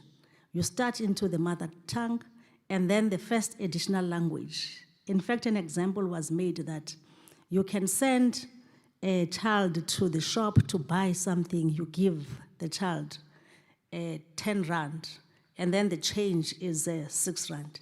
If you are doing that in the language of that child, there are some challenges. Instead of, ndibuye ne change, ye rand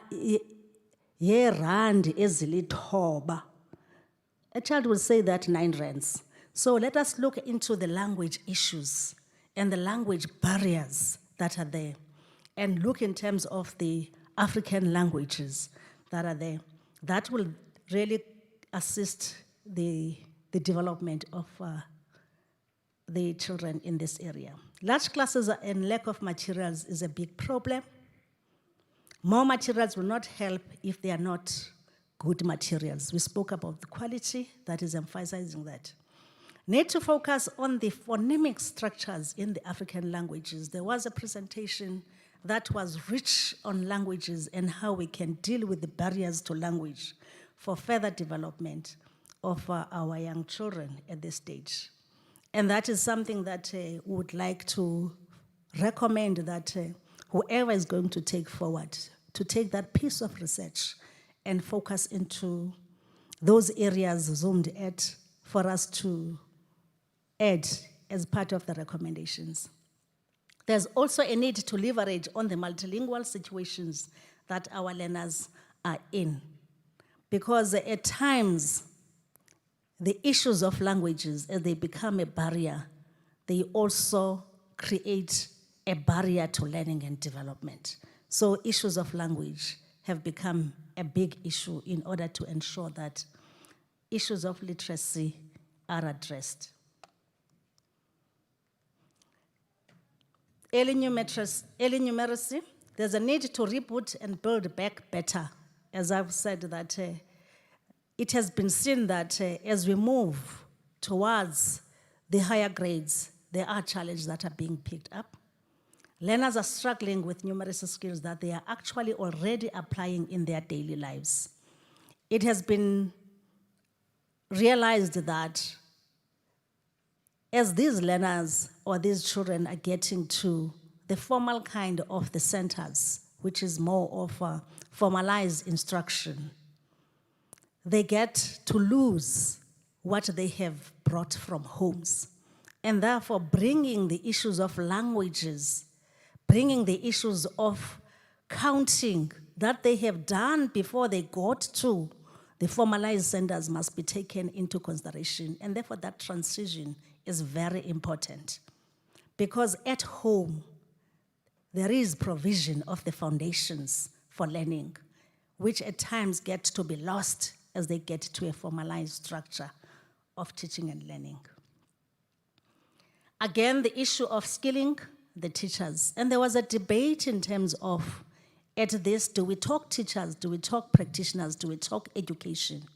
And that is the debate that we should not run away to, because it also adds to the commitment to the professionalization, to the well-being of those that are in charge of the young children. Need to make the teaching strategies in CAPS explicit. I think there was in one of the commissions that raised the issue that there needs to be some kind of revision in the CAPS, and that applies also to this subsector. What needs to be done? These are some of the recommendations. I think the issue of human capacity cannot be stressed more. It needs to be looked at in the whole kind of system. It's not about more people. It's about quality and relevant human resources that are deployed purposefully for a particular challenge. The need to leverage of what we already have in the system to ensure smooth transition from one phase to another. The need to look at planning processes, because planning has become an issue holistically. And the need to look at our support to teachers. The need to equip the teacher to confidently teach the skills that the children need. And the need to support the district officials, because we find that this forms a more kind of a trend. If you don't have well-equipped district officials, you don't have well-equipped practitioners, principals, you are not going to have the desired outcomes at the end of the day.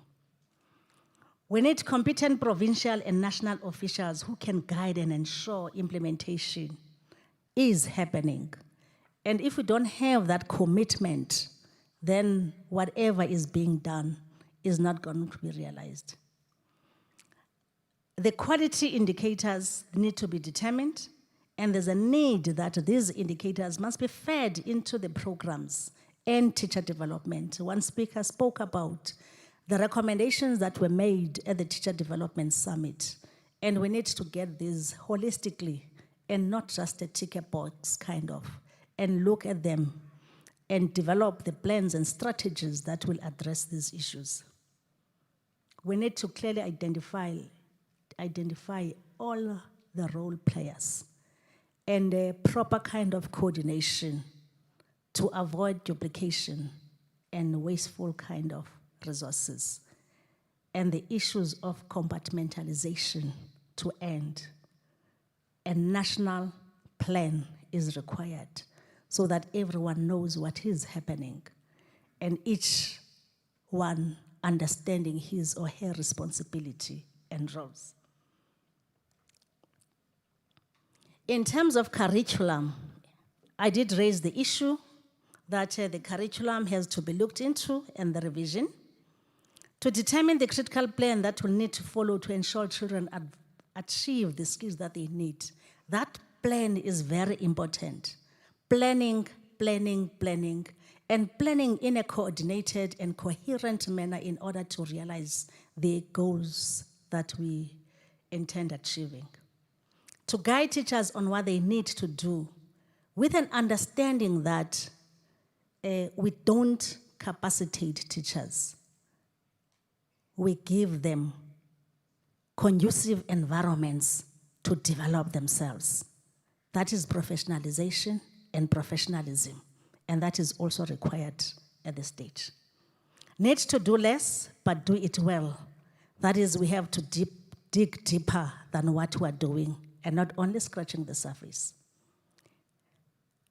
Teaching of mathematics for understanding, TMU, is a great example on how this has been implemented. Most provinces have demonstrated that if mathematics can be taught in a way where understanding is displayed, mathematics for meaning, like reading for meaning, then we can improve the outcomes at the end of the day. Implementation is key because we are planning most of the time and leave implementation unattended to. There is also a need for a reading policy because it was indicated that we do have campaigns for reading.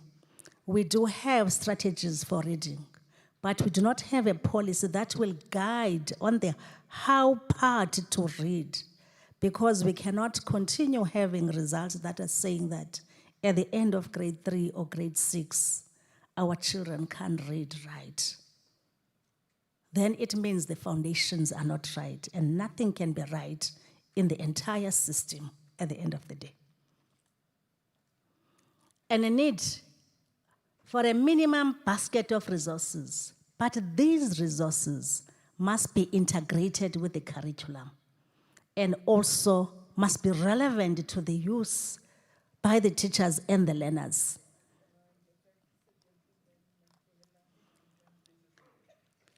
What needs to be done? I think at most of the time, the concentration is around the teachers and learners, and forget parents and caregivers. That is community development. And we understand that in most times, schools mirror societies. And therefore, if you are not taking parents and caregivers, we are going to have a challenge. Need to understand the importance of early child development. It doesn't start at the center. It starts at home when the child is born. And therefore, the issue around the culture and context of that is very important. Hence, we're bringing in the issue of the parents, the families, and the communities to support teaching and learning, and that we understand that all of this starts at home. Encourage parents to make mathematics and reading fun at home. But then it means community development programs are very critical in ensuring that mathematics is made fun and it's not structured in the manner that deters learners and making them to run away.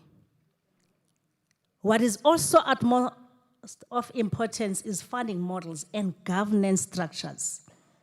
In addition to the human resources that we have raised, we are saying that a funding model is very important, and also clear governance structures with clear kind of protocols. None of these plans can be implemented if the funding is not in place. And we need to prioritize, and that priority be accompanied by a clear roll-out plan, not roll, it's just a spelling there, a roll-out plan. The funding will not be used effectively if the correct governance structures are not in place. We have to try to put things together so that we don't have different kinds of items of the puzzle. Let us put all the puzzle together so that we can see where we are and where we want to go to. And therefore, this requires an increase of capacity to implement. We can have people, we can have money, we can have resources, but if these are not integrated, and there is no clear governance structure and clarity of the responsibilities, including accountability, time and again will continue be wasteful. Reference group. Our recommendation is that because of the richness of the debates that we had and some of the issues we could not add into these discussions, there has been some recordings that have taken place there.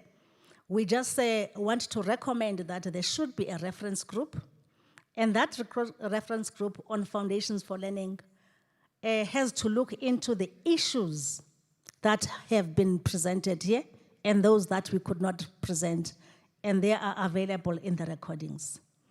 And that it must include the directorates in various kinds of sections of the departments, and not look only at ECD, but ECD all the time must be looked into alongside the reading kind of and the numeracy kind of initiatives that we have, because there is some kind of linkages around this.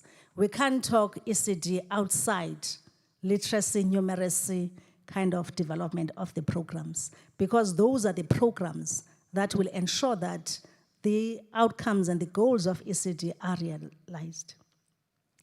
And the structures need to be replicated at the provincial level. There also needs to be a group that will look at cross-cutting issues in the Foundation for Learning, because there is duplication. There are issues that are not only on ECD, they are cutting across the system. And this group will have to take these recommendations forward. I thank you, Program Director.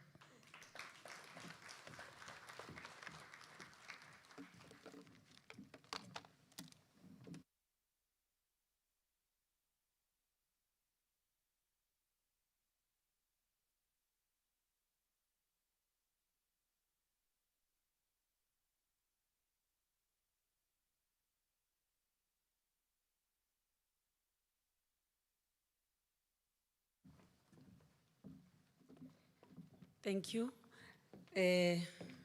Now I open for those who are in Commission 4, Care and Support, to make some additions. 3, 2, 1, closed. Thank you. Commission 5, additions.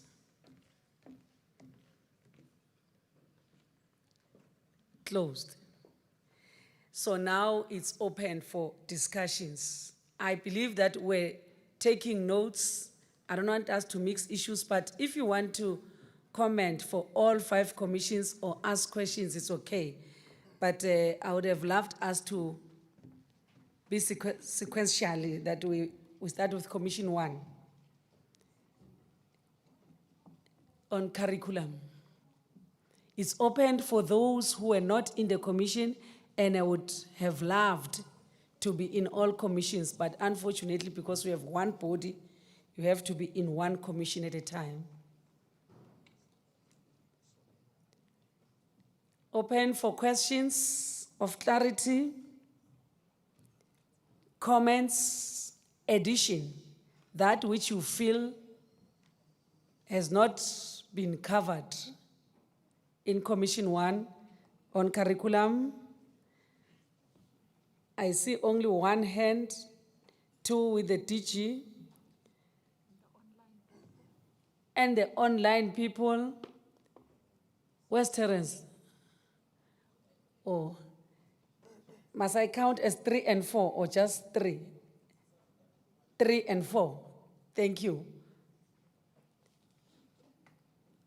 When I close, I close. Oh, 5 there on Commission 1. So start, number 1. Thank you. Thank you very much, TM. Now, on Commission 1, there is an indication that says that the DBE needs to develop tests, and our assumption would be that there's a need to ensure that the school-based assessment is being enhanced for quality. But we also need to come up and indicate that we will all know that this is a contested terrain, particularly between the DPE and labor. Noting that currently the system or the sector does not have a policy that speaks to the common assessments or to the national assessments, below grade 12. I would then come up and indicate that we wouldn't encourage that. In fact, we wouldn't agree with that until such time that you have a situation where NCAT has then been able to come up and arrive at a conclusion and an approach on all issues that pertain to this. But more importantly, it is also good that when we have identified this gap, let us therefore also ensure that we empower the educator through teacher development activities. Let us ensure that the educator is having all the authority, the skills to ensure that the school-based assessment is being enhanced and it is also able to reach the desired standards. And thank you very much. Thank you. DGP, the last, ne? Let me take number 3 and 4, yeah, this table.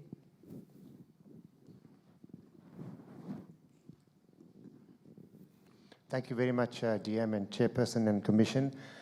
Just a consideration on accelerating the resourcing of the technical vocational 3 streams proposal.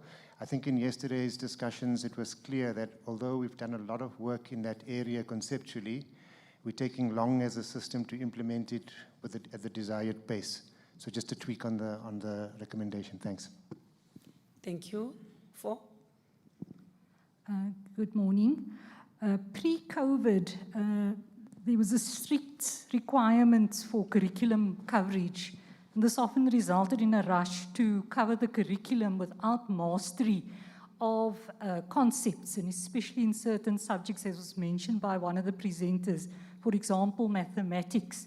That resulted in backlogs further down the line, which were never recovered.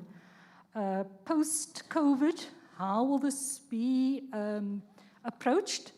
I heard on day 1 when Mr. Glassy did his presentation, he made some really good suggestions, and maybe that could be looked at. Thank you. Mr. Bushelo, you are a prefect of this table. I appoint you a prefect.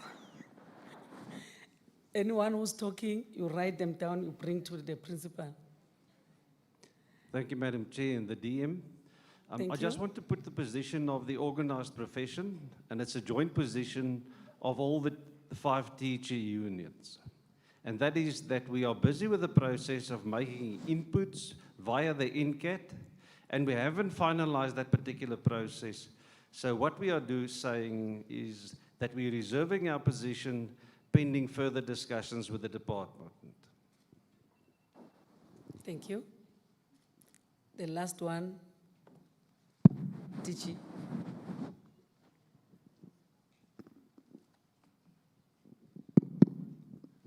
Yeah, maybe DM on a lighter note, in responding to Mr. Tupper, I might also be putting forward the position of HEDCOM.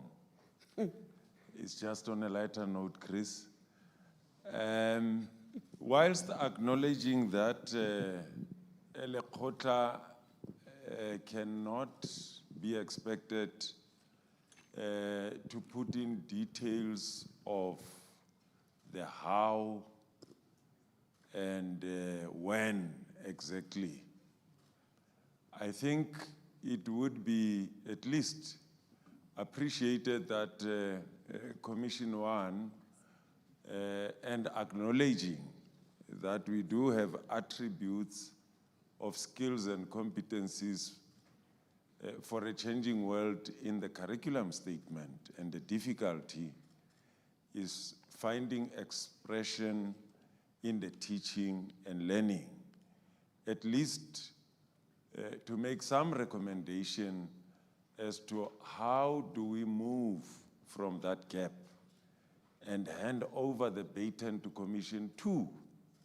so that Commission 2 gives full expression to that. This acknowledgement has been made on several occasions, and I think it's about time that we address it, at least in this Lekgotla. Thank you, dear. Thank you, Tichi. Can I allow for 2 minutes? We'll do it the parliament way, advocate, to respond to the issues.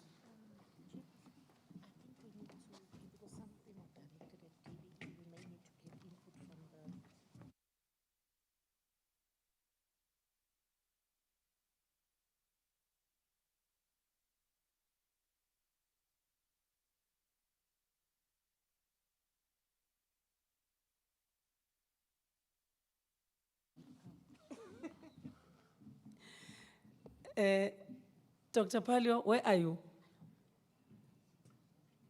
And Mr. Manuel, you were in the commission. It's not only these panelists who are going to respond to issues. I don't see. Oh, there's a hand there. Oh, Mr. Manuel is online. Is he connected? Yes.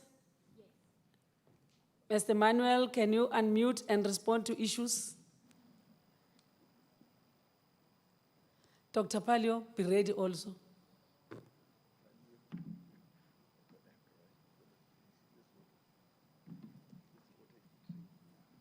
Is he coming? Dr. Manuel, is he connected? Mr. Manuel? He needs to be unmuted here. Terence? Or he needs to raise his hand.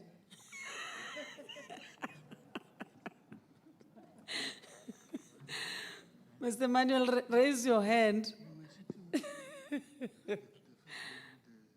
I love that. Have you unmuted him? Okay. Let's move. His hand is up, Terence. Can you unmute him? Hi, Mr. Manuel. You can take the floor, please. Thank you, Deputy Minister. I hope everybody can hear me.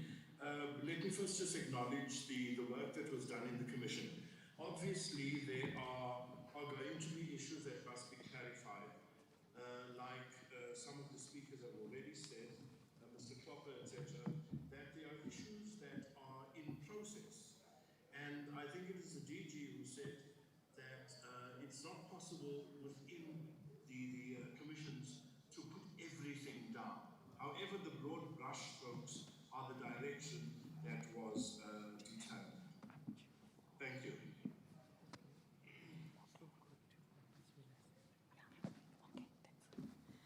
Thank you. Is Dr. Palo in the meeting? Where is he? Which table?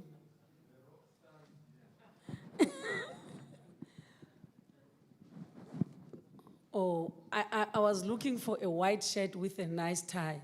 So I'm looking around, I don't see. Oh. Sorry, Chair, my name is Rufus Polya. I don't know about the rock star. So this is why I was confused, Deputy Minister. But anyway, Deputy Minister and colleagues, in reference to some of the issues that were raised, I think the gentleman at the back spoke about a policy regarding common task and assessment and how this is managed. I agree that there are no clear directives, particularly in terms of school-based assessment. But in fact, in the next 2 weeks, a guideline will be released on the quality assurance of school-based assessment. The policy on the quality assurance of school-based assessment, particularly for the FET, has been in the pipeline for some time. And what we've decided together with the DG, that we will release the document as a guideline. It can be used by the system, and we will receive inputs from the system and then finalize it as a policy. So that's point number one. Point number two, I think there's been a lot of discussion, in plenary as well as in our commission about ensuring the professional development of the teacher, but also recognizing that all teachers are professional by virtue of their training. And one needs to respect that professionalism. But one needs to also understand that in a very diverse system like the one we are in, teachers are at different levels of competencies. How do you then support teachers without undermining teachers that are possibly quite advanced in terms of their competency levels, but at the same time supporting teachers that may need the assistance? And therefore, when we talk about common assessment task, I know that some people, will oppose that and say, you're now undermining the teacher. But at the same time, there are teachers that are waiting for that kind of support. So it's a very delicate balancing act, Deputy Minister. So what we are saying, whatever we put out, we will put them out as exemplars. And if they are exemplars, it's not compulsory that it must be used, but those teachers that think that this is a valuable resource and it could be used will use it. But those that think, well, listen, I can develop my own, they can do that, but use that as a guideline in terms of developing what they require. So that would be my simple input from Rufus Polya, and I'm not sure about the Rockstein where he is at DG. Thank you, Deputy Minister. Thank you, Rufus. Do you still want to come? No. Okay, thank you. We quickly move to Commission 2. Questions of clarity? What I love about the Commission 2, MECs, I did my thesis on teacher development. Then when President was appointing ministers and deputy ministers, he said to me, what was your focus? I said, public admin. I said, I mean the research itself. I said, oh, education. Yeah, you go back to education. What was the key recommendation that you made in your thesis? I said, on teacher development, teachers must be involved in their own development. You can't decide for them. You must allow them into. I said, yeah, go implement. So I'm happy.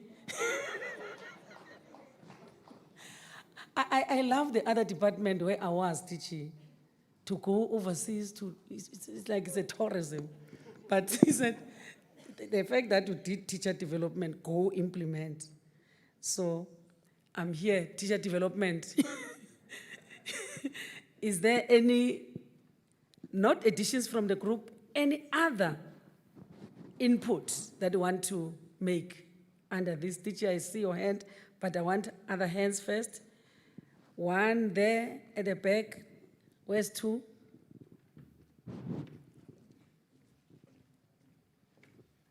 I was going to release all of you at the same time. Yeah, please. I'm directing the program. Okay, we only have two hands. Chair, it's Rainy from SATU. Chair, I just want to raise 2 points. The first one is domestication of ideas. We listened to many presentations and we heard E-cubed, we learned about workplace skills, we learned about ICT. What is happening each time the group gets the topic, they start domesticating everything. So when they domesticate, they start domesticating teaching and learning, they start domesticating the assessment and so forth. So if you look carefully or listen to presentations carefully, each one is trying to do other people's work. And when it cross-cuts, you don't know what is the central domesticating idea, because now we have conflict and confusion. And I think that we need to pay attention to that, because what we need to understand is that children actually are exposed to a learning experience that include multiple things, and we need to understand how children are walking through that experience and how they are being developed. So we need to give a focus on what they call domestication of ideas within the sector. And I think that has to do with the silo effect as well. Then the second point is that we have the DHET and we got DBE. And there's a greater alignment that needs to take place in terms of teacher development and so on. And what we need to do, I think, at a policy level, to try to align those things and not just leave it to DHET and say that, you know what, you go ahead and start to regularize the curriculum that you have there and your teaching methods that you have so that we have the type of learner that we want. The other thing related to the teacher development is the fact that for us to learn something takes time, and it takes 2 to 3 years, and we need to give credence to the fact that for people to specialize, they must be exposed to content over 2 or 3 years before they internalize it. And this is only the beginning, because now, once they learned it, they need to learn how to apply this knowledge to solve problems, which normally takes place at the level of the school or the site or interaction that takes place there. So, Chair, I'll stop there. Thank you. Thank you. DG has welcomed the minister. She was in the precinct, but we officially welcome her. MEC Bishelo, as the prefect, give minister a chair as the prefect of that table. Minister, you are welcome. The team knows that you were around finalizing the cabinet issues. I even told them, Minister, that you were appointed by me as Minister of Basic Education in this 6th administration, because the president appointed me first.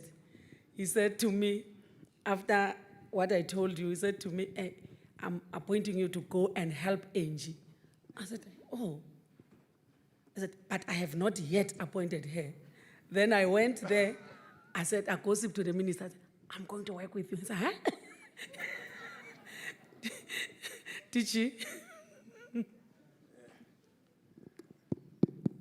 Yeah, DM, I feel a bit jittery after these big secrets seem to be coming out.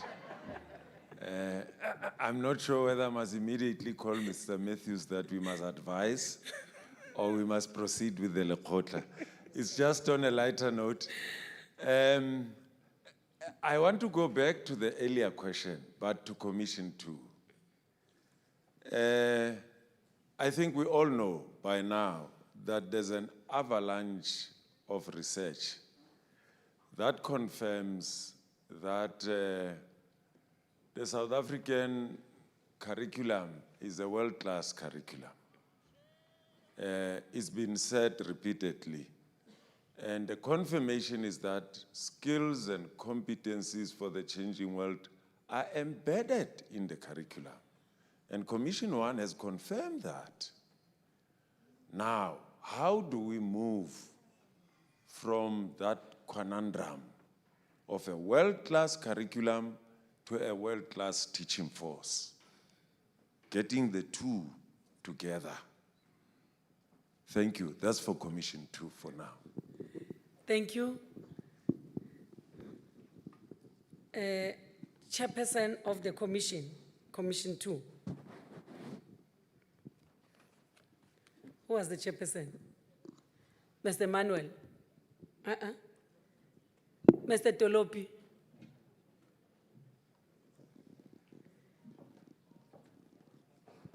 Is Mr. Tolopi in our midst?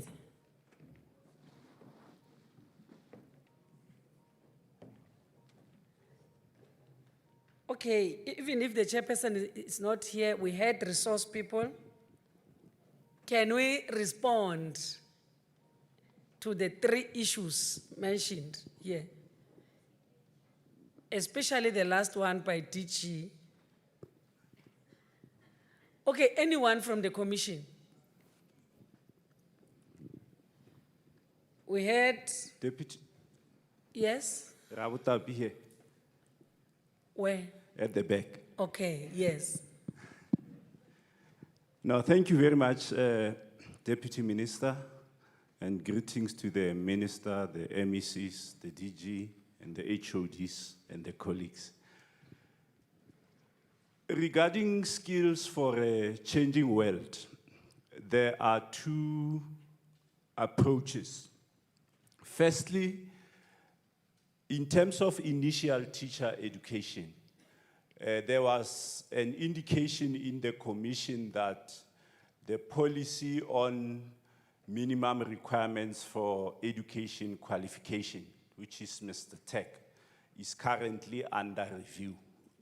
And part of the submissions that have been made was the recognition in that policy of some of the skills that need to be infused in the qualifications for initial teacher education. Now, some of those competencies are contained in the teacher development framework for digital learning. So some of those skills are in there, and we have made a submission to DHET to ensure that some of those skills must actually be infused in the qualifications for initial teacher education.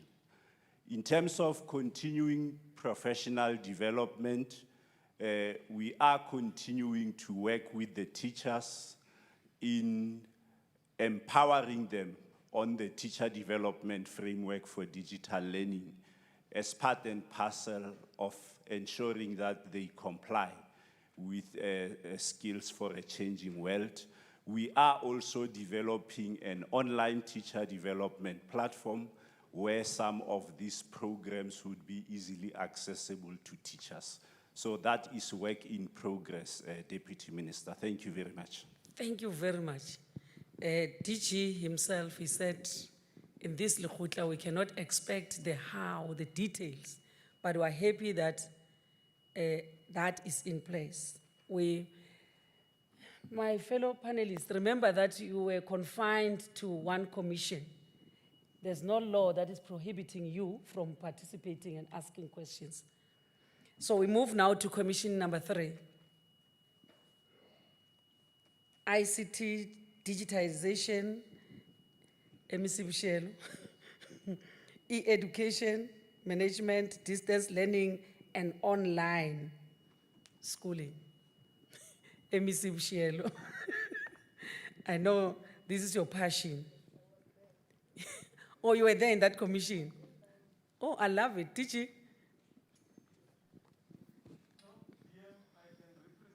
MEC, I have the proxy of the MEC. Okay. No, on this one, I must commend the commission. I think they've done exceptionally well, particularly around ICT provisioning. But I think I didn't get it when it came to ICT integration. And we all know that provisioning is not equals to integration. Our biggest challenge all over the world is ICT integration in teaching and learning, including getting learners to use ICT appropriately in teaching and learning. I didn't see that. In South Africa, the other problem that we have is the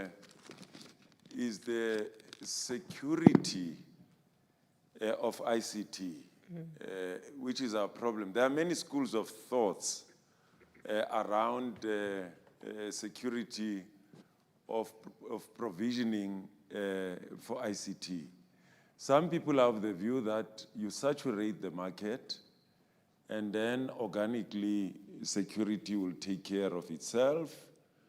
Others are saying, alongside provisioning, make sure that you plan for security as well.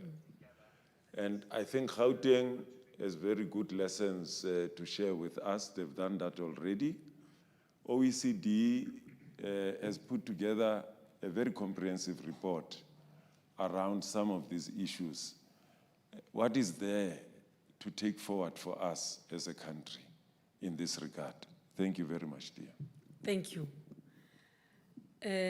Is there anyone who will want to quickly respond? Okay. Oh, there are 2 hands. Let's start with the one on the floor before we come to the panel member. Thank you, DM, and good morning to the Honorable Minister and the MECs, and good morning to the DG and all the colleagues. Mine is very short, and I also want to join DG and commend the Commission for a smart presentation.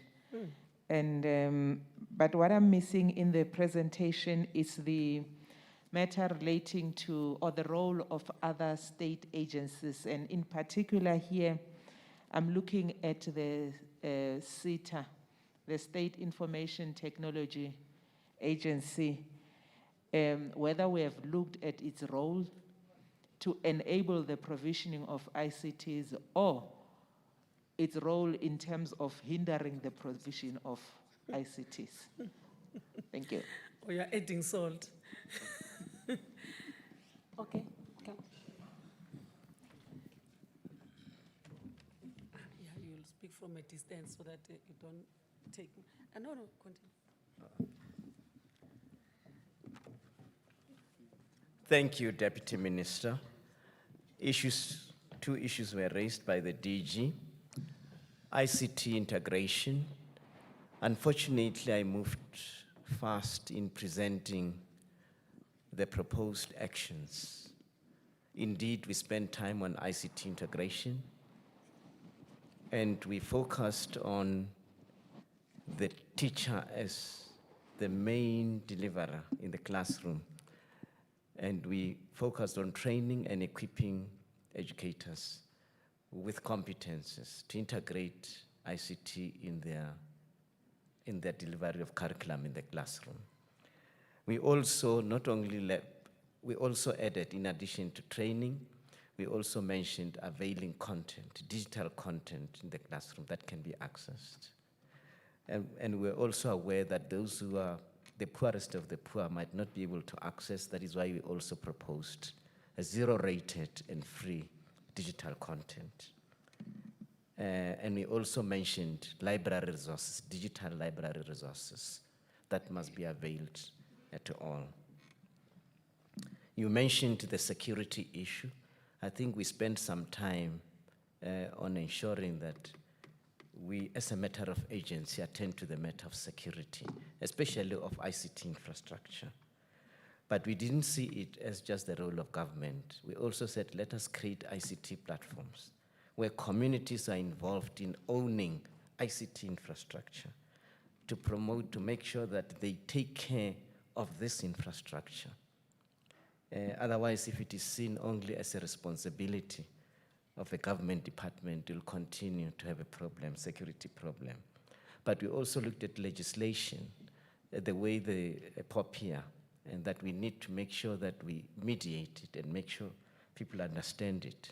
And the issues also of firewalls and so on that need to be in place before we roll out ICT infrastructure plan. There's issue of state agencies. We just mentioned them in passing. If you recall, we mentioned that the key policies that we draw from are ICT white paper as well as the e-education white paper. The ICT white paper makes very clear the role of SITA, and we didn't spend time a lot on it, but if you recall, we said these two policies give us a platform environment where we produce hardware and software, and SITA plays a major role in availing the hardware to the schooling system. I thank you.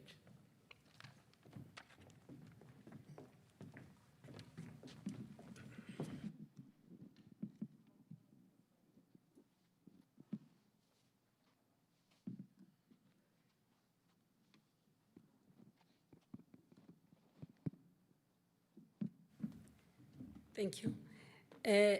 I'm told there are hands from the platform. Okay, Terence? Thank you, Deputy Minister. We do have colleagues that have raised their hands on the platform, but we also have a comment here from Bruno Tejane. Bruno indicates that my take on ICT is that there is a deliberate and direct need for intervention of ensuring that educators coming out of universities are thoroughly trained and skilled on how to use ICT to deliver curriculum. He goes on to say that the teacher development must also play an important role of ensuring that they are not only responsible for organizing venues and catering for educator training, but also have a clear plan on why and how they would want educators to use ICT to deliver curriculum. He goes on to say that the DBE LTSM does not include any e-learning material, and it does not help the system. It is critical, that the DBE start looking at including these e-learning materials into the LTSM catalog as soon as possible.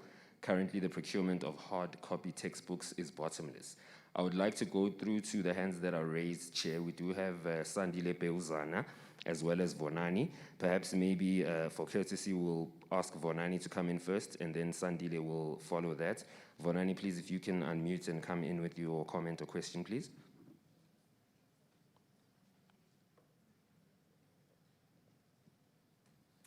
Hi, Vonani. Please feel free to unmute and come in with your question.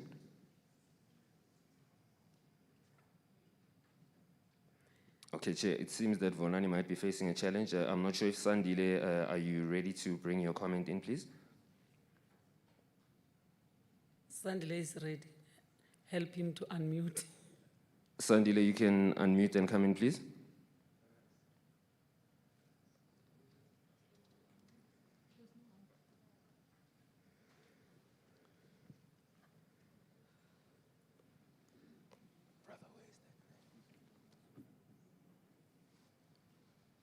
We're just attending to your DM. Okay, we'll cater for their questions. Can we move? Because time is a bit flying over our heads. Terence, is there Noted, any other yeah. hand? It was just the two hands from Vonani and Sandile, DM. Should they come in, perhaps maybe we'll take them in response from later commissions. Thank you, DM. Okay, thank you. We move now to Commission 4. Questions? Care and support for teaching and learning. But the presentation was very clear. Really, it was very clear. Is there any question? I see only one hand. This table, yes. You are recognized, it's your only hand. Thank you, DM. Mine is something that I'm very concerned about. I appreciate the presentation. We must, in trying to address this issue, start the discussion probably elsewhere, but English has gone through various stages of development. And the reference, I was excited by the focus that the group had, or the commission had, on the issue of language development, but I'm concerned about what I call linguistic purism. The reason we are unable to develop African languages is because of linguistic purism.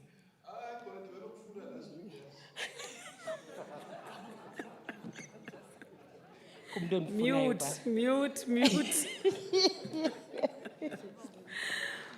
Please mute. You can continue, Choti.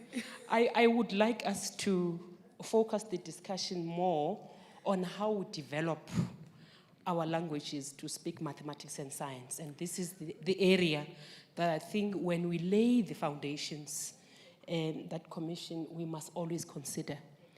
For instance, the reference to lendo yemali. If I bob by luxury, if I rand eskolweni, irand is in swan. So if we want to remain in that area where African languages are unable to speak mathematics and science because we have not spent time in the vocabulary expansion and all of those things, wanting to stick to what is linguistically pure, that constricts the development of African languages with mathematics and science. And we see this in the foundation phase, where we are supposed to be laying the foundations, where learners grapple with moving over to grade 4 because we have kept them there. So as we discuss and engage about the issue of the laying of foundations, we must be careful of locking African languages into a linguistic purism frame, because it doesn't help with the development of mathematics and science. The issue of angles that she was referring to is worrying.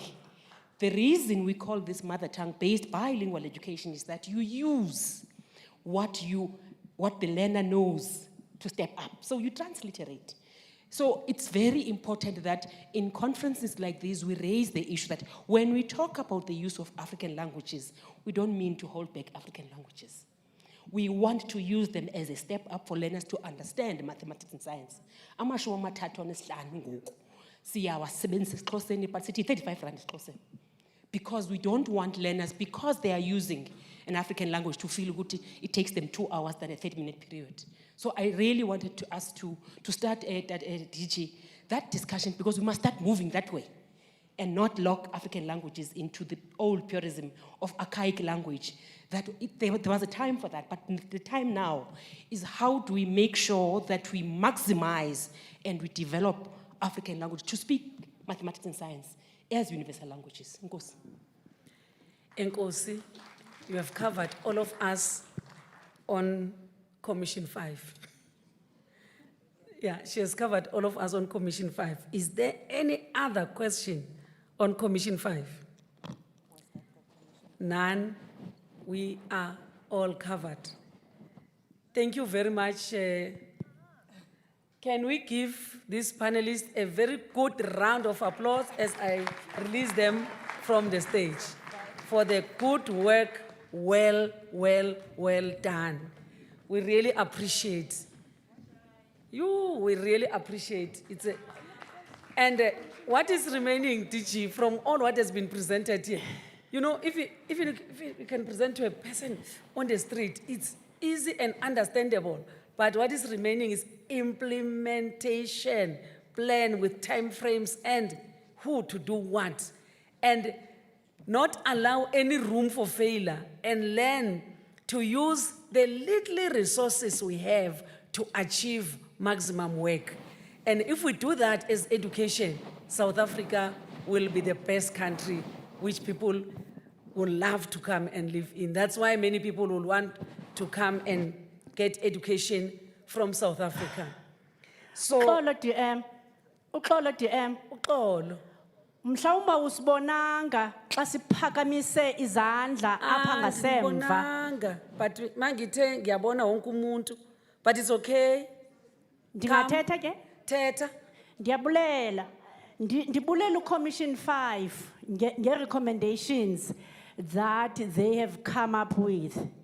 I just want to add 2 critical points, and I want to use my humblest voice Just a this minute, time. Minister.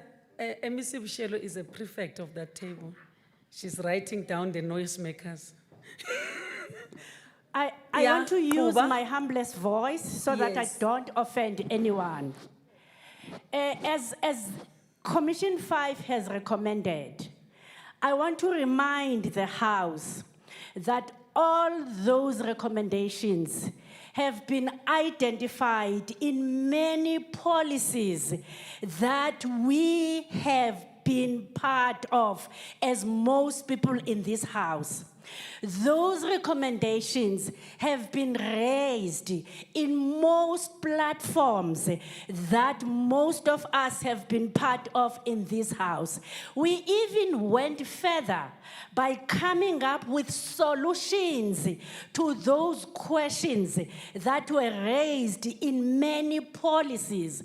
What I am asking for now is for us to ask the real question: what is blocking us in order for us to monitor, to support implementation of policies, not to ask the same questions again.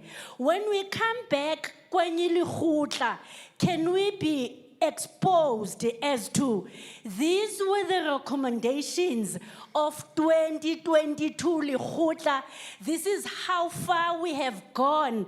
These are the highlights. These are the challenges. This is where we start driving iLekgotla elandelayo. Ndiyabulela ngokuzithoba. Enkosi. Enkosi. That question will be answered by the DG as he is coming forward to give us a rebooting the South African education system. DG.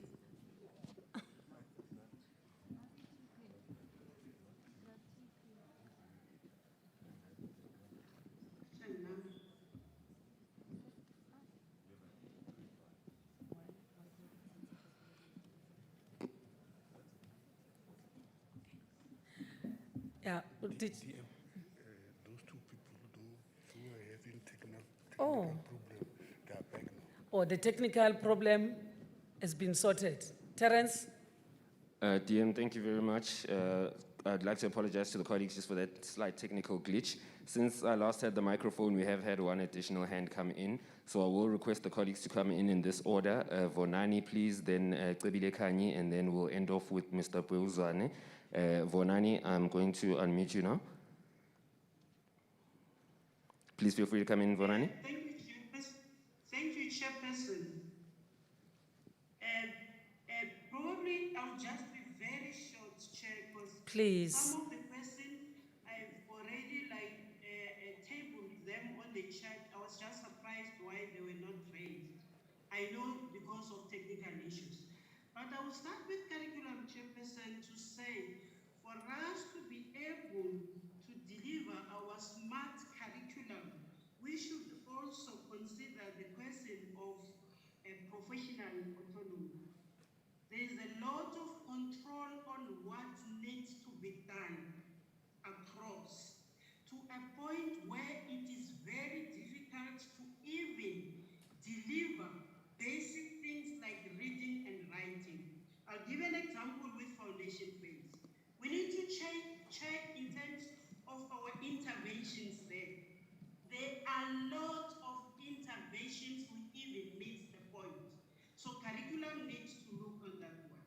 The second point, Chairperson, is around the Commission 3 on ICT. Because the challenge is, because of the limitation, because of the cut of the budget, how are we going to make it a point that indeed, as the country, we run with the agenda of ICT? We have to unlock that particular part. If that part is not unlocked, it will be very difficult for us as a system to effectively run with ICT as a country. Lastly, Chairperson, is around our data. Because we need to be very clear. I've seen very good proposals and recommendations in terms of what we need to do in the short space of time, medium term, and long term. But then, in terms of data around the curriculum specialists or curriculum advisors currently, in terms of ICT, do we know how many are ready in terms of training? Do we know how many are ready in terms of relevant gadgets? If I were to give an example, DM, we're still sitting with districts where curriculum advisors currently can't even connect, where they're not even able to send a mere one document. So if we want to run with this revolution, we need to be honest and give resources where resources are due. Thank you, Chairperson. Thank you. Thank you so much, Vonani. Cebile? Unmute Cebile? and speak, Cebile. Unmute and speak. Cebile, please feel free to come in.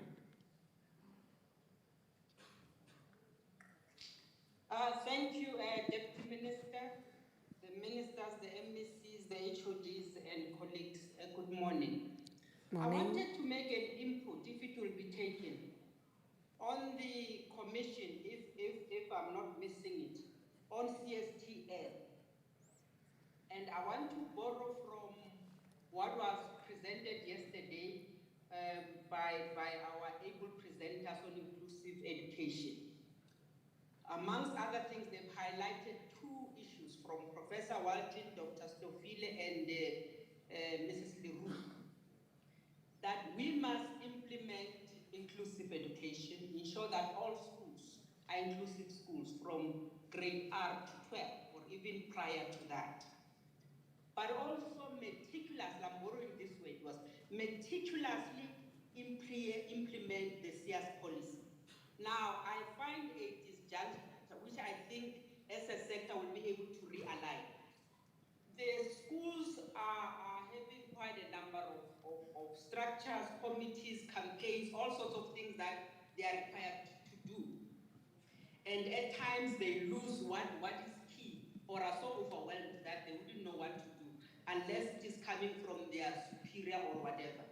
Now, my proposal, Chair, is that what undergirds proper implementation of inclusive education or inclusive, schools within our sector, it's the implementation or the meticulous implementation and monitoring of the key support systems. Now, what are the key support systems in inclusive learning environments?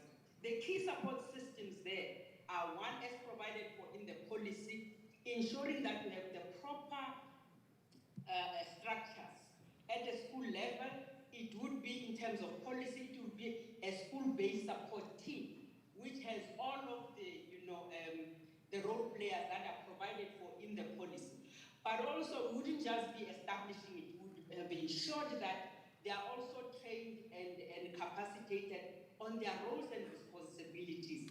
And the next level, it's the district-based support team, which then just coordinates all of it that happens at the district level. If we ensure that these structures are established, well-functioning, as expected by the policy imperatives, we'll then not lose any learner, because each and every learner from grade R would have been properly screened. And if there are any barriers to learning, there would have been an appropriate intervention, plan developed for that individual learner. And the learners, go from grade R up to 9 or 12 with that, and we know what to intervene. And we'll then be looking at the learner at the stage where the learner is, and not the grade. Because what I heard and learned very well yesterday was that we need to begin to focus on where the learner is, and not the grade that the learner is. So my humble request is that, as a country, let's ensure that in 2022, within this financial year, the new financial year, but we've started the new academic year, that all of the schools in the Republic of South Africa have these important inclusive education support structures, so that no learner will be left behind in this country. Every learner will be provided appropriate support and be able to function at the level that he or she is capable of. Thanks, Deputy Minister. Thank you, Kabile. The next one. Mr. Beuzane, please, if you can come in, sir. Thank you, Chair. Thank you, DM, and good morning to all the colleagues. It's unfortunate that I was delayed at that time, because I heard, when I listened to the comments made by the DM, and I think someone inside the group there, they actually touched on the issues that I wanted to raise. It's basically for me that, especially for Commission number 3, my belief is always that when we are talking about ICT, it's important that you have a baseline of knowing that where does each province stand, and not to actually come with recommendations that is operating as if that all the provinces are at the same level. Now, I want to actually, because it's late already now, I want to make a recommendation to say to the Commission that maybe before we talk about an implementation plan, is for us to take stock and then go back to all the provinces and check where provinces are, so that when we are talking about a particular plan, the plan must be able to take into cognizance where each province is at this current level. Because as things stand, if we are going to take these recommendations as is, we are going to come back to the next Lekgotla being still at the same place. So I'm saying that if you want to have people competing together, that you need to make sure that they're starting all of them at the same level. But then in this case, I think we're not at the same level. Hence, I'm proposing to say that we need to look at where each province is at this current stage, and then how each province can move, so that when we come back to the Lekgotla next year, we are able to say we can assess says to say that this province was at this level, they've moved to this level. Unlike just coming up with recommendations and expect all of us to be moving, and whilst I know that some of the provinces are not going to move, we are going to stay where we are at. So as a way forward, I say that check the status quo in each and every province, use that as a baseline and allow for us to move. Thank you, DM. Thank you, Mr. Pizana. Thank you very much, DM. That wraps us up on this end. Thank you. Back to you. Okay, thank you. What Mr. Pizana is, I think, will be added by the commission because each province is dynamic. The situations are not the same per province. Can we take a break and come back at 5:02? That will be 11:55. Let's take stretch, bathroom, tea, break at the same time and come back at 11:55. Thank you.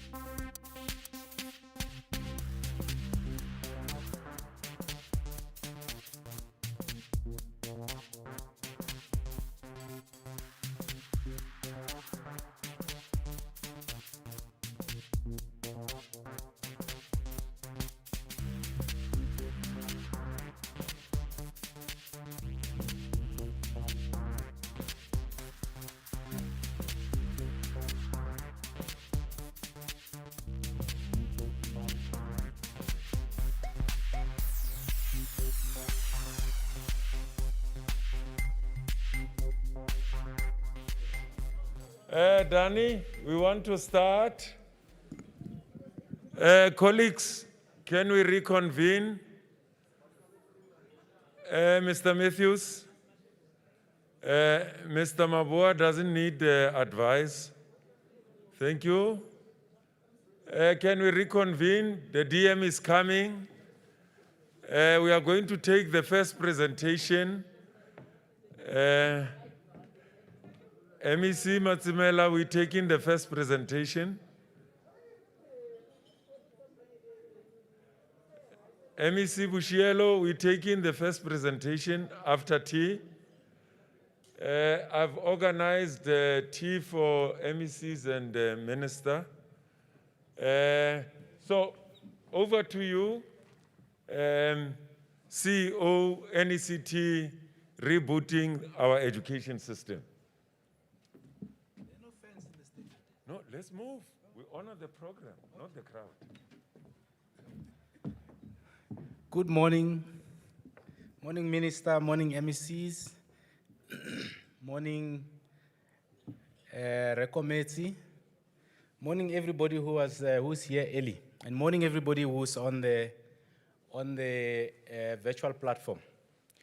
So if I could ask the technical support there to load my presentation. Are we there? Thank you very much. So to all those people who are outside, you have to come back because we're starting.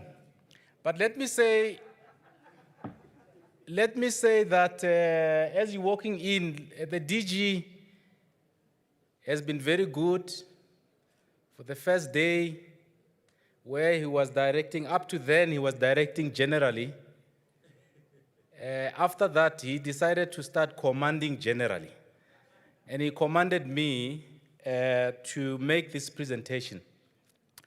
So colleagues, this presentation on the rebooting and the rebuilding of the education system obviously follows the 2 years long disruption of the education system, which has not only affected us, but affected many education systems across the world.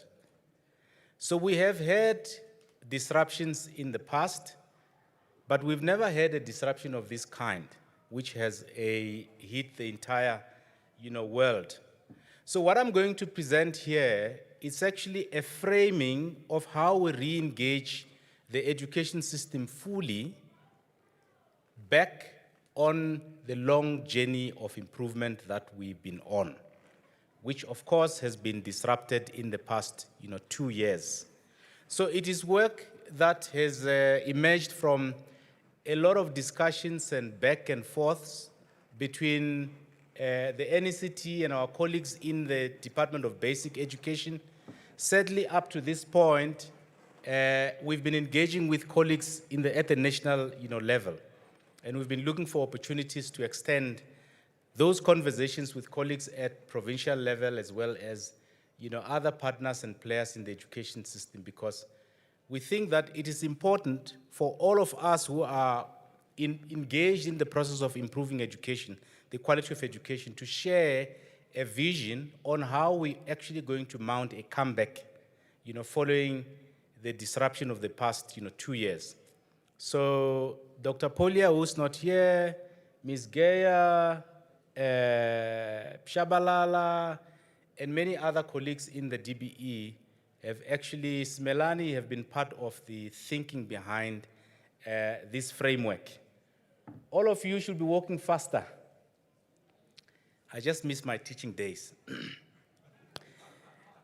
Anyway, so in framing this, the response to the disruptions of COVID-19, we actually looked at how the world has responded to other disruptions before to extract some lessons in the framing of how we respond to the disruption. So you heard Dr. Polia in his presentation. I mean, he spoke specifically about curriculum recovery, but we've been talking about the overarching response, which should also include the curriculum recovery. And you'll hear in the presentation that the thinking, it's actually, causing the system to get back on track in its fullness, because it works as an integrated system. So one of the disruptions that has hit the world, it's the global financial crisis of 2007 and 2009. Most of us experienced it when our bond repayment rates went out in a very uncontrollable manner. So some of the lessons from there was actually the repatriation of funds to sustainable purposes. So having to find other resources in the system to actually put into the relief and to deal with the impact of the crisis then. And this is not a lobby minister to go and find more money. But if there's a crisis, funds have to be found either in the existing budgets or additional ones, or savings in some of the programs and so on. So the principle there is just to reflect on, the resources that we've had and to look at how we reallocate those. The second big, insight from the crisis is planning ahead. So in a context of a volatile environment, understanding, kind of revisiting planning in the context of volatile environment. And the big lesson there is actually to be flexible, in our planning. The third, and equally important, is the reevaluation of long-term plans. So as a matter of principle, I think it makes logical sense. So these are some of the lessons that we've picked up in looking at the framing of the rebooting of the education system. The second big lessons we've drawn from, about the VUCA principles or model. You may as well say yes because they are on the board, right?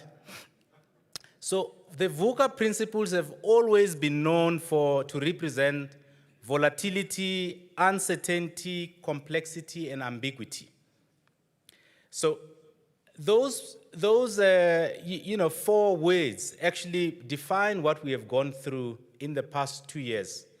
But often, if you only stop there, you're highly unlikely to be inactive. It causes inaction. So there is new literature on, how, VUCA actually should be approached or looked at. And interestingly, it comes from the COVID-19 experiences across the world. And I love that because it causes action, it encourages people to act. The first is the V actually should stand for a vision, wherein the vision has to remain consistent in spite of the fact that the vision should focus on the values in spite of the fact that the strategies have to be flexible. U stands for understanding, and there's a call for evidence-based strategies to manage the impact of the crisis. The fourth is clarity, making sure that we all are clear about where we're going, and we have communicated clearly about where we're going so that we pull in the same direction. These are some of the principles that have informed the conversation that we have and the framing that we ultimately ended up with. The last one, which in the past, stood for ambiguity, actually should stand for adaptability and agility. And that's also linked to the flexibility with which we plan and move, and the openness of the strategies to the shifting sense that we are dealing with. The last consideration, which is much closer to home in education, it's actually a model that's called the head-on matrix of disaster management. Very useful, I think, in embracing that or utilizing that right from the middle of the crisis, but also with a forward-looking perspective. Key to the head-on matrix, it's the three phases that are they are suggested in managing disaster. The first is looking at the pre-event, and we've had a lot of that, from the presentations that we've had, about, assessing where we were before the event. The second is about, evaluating and assessing what the impacts of the disaster are. And the fourth is looking forward and making clear-cut suggestions on how the effects of the disaster will be dealt with. It is the third part that I want to spend more time on, because that's the framework that we are adopting. So the third part has three very important and I think new kind of perspectives that we have to take. One is rebooting the education system. Deputy Minister, DG, spoke a lot about that in the past, in the past 2 days. And that rebooting of the system simply presents an understanding that when a system is disrupted and it operates in a lull, it goes through a lull period, it's got to be woken up in deliberate manners. So we've been talking a lot about the recovering of the losses in the classroom and in the education system, but recovery is highly unlikely to happen optimally before we actually wake up the system and get it to back on optimum operation. So we know that in South Africa we started that process much earlier in May, June 2020, where we started bringing back our learners. But over the past 6 months, we've been talking amongst ourselves and our colleagues about what to do in a deliberate manner to actually bring back the operation of the system back to normality, or even better than we did before. So some of those things that have to be done actually have to happen above the classroom level. So I need to indicate, Tate, that if we are going to reboot our classrooms, we should equally reboot the operations at second level, at district level, at provincial level, because those are critical in supporting what happens at the classroom level. So, and I think that's the big message. But, once we've done that, and as we do that, it's equally important also to make sure that the critical elements that can bring back the functionality of the classrooms are in place. So I won't go into the details of that, including the efforts that are being made by the department to bring back the kids in full back to schools, noting the impact of the rotational learning. The second big part, of course, is recovery. And I think education across the world has paid a lot of attention on how we go about managing the recovery in the education system. So recovering the curriculum, learning losses, and so on, and I'll point to some of those.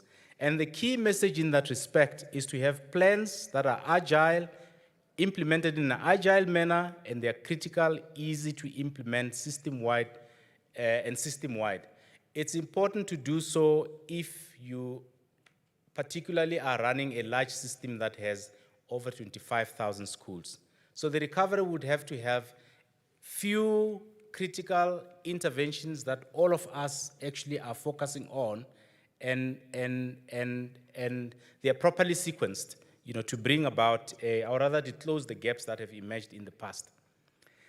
The last, in fact, the third, but not last, is building back better. Building back better is an American, concept. The Americans have pushed that a lot, and in fact, the West has embraced that from the previous disasters. We do not particularly have to go about it the same way that the Americans have done it. But literature points to some key principles that underpin the process of building back better. Firstly, it's, consciousness to take up the space that has been created by the pandemic, to fix some things or take big leaps into the future in a big way. So Mr. Ngasana was saying yesterday that, we've done some things, big things, that we would never have done under normal, circumstances. So that whole concept actually allows us to reflect and identify the key things that we can do to make big leaps into the future. And key to those amongst the programs that have been adopted by other systems, including private sector systems, are actually cementing the social justice agenda. In here, in the past 2 years, we've been quite concerned about the differences in how the haves and the have-nots have actually experienced, COVID-19 and so on. And the world is very, very conscious about, putting at the center the social justice agenda. 2 is environmental sustainability. I don't have to say much of that. The environmental disasters that we're seeing across the world. We know who contributes much to the destruction of the environment. But even in our shores, we don't have to wait until it worsens before we start doing something in that space. 3 is innovation, of course, taking the space to innovate. And the 4th is actually mitigating the impact of the future disasters. I was very happy to see, pieces of writing and some presentations that actually reflect on how our education system, against others, have managed the COVID-19 space. And I think it's important to consolidate those lessons and to make sure that if we're hit by yet another disaster, we're able to fare better.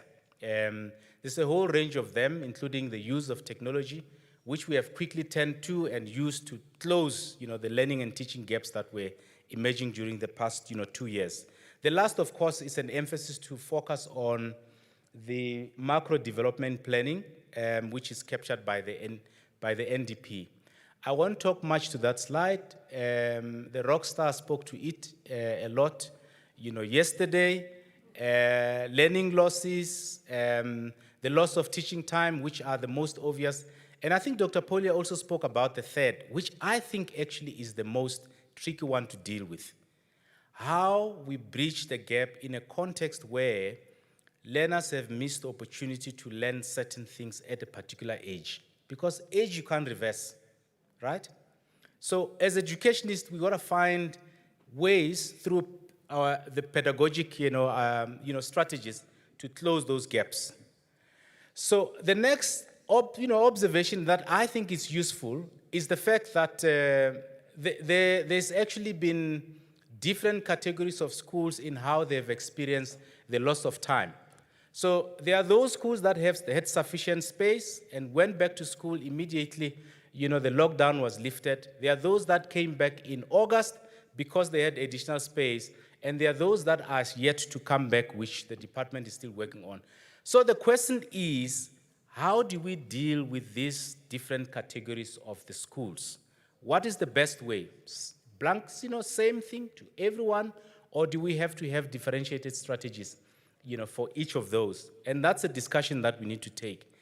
Out of the broader discussions about how we close the gaps, 7 key pillars have emerged. One is the importance of focusing on school functionality and time on task. So, colleagues, I need to be very clear to all of us. There has been time on task challenges even before COVID-19. And in fact, those time and task challenges may actually have exacerbated, when we go back. So it's better for us to be prepared to close those gaps even before they emerge when we go back in full. The next is, and this research, that has emerged, before and during the COVID-19 around what actually eats the time and so on. Dr. Polia would probably support me on this one.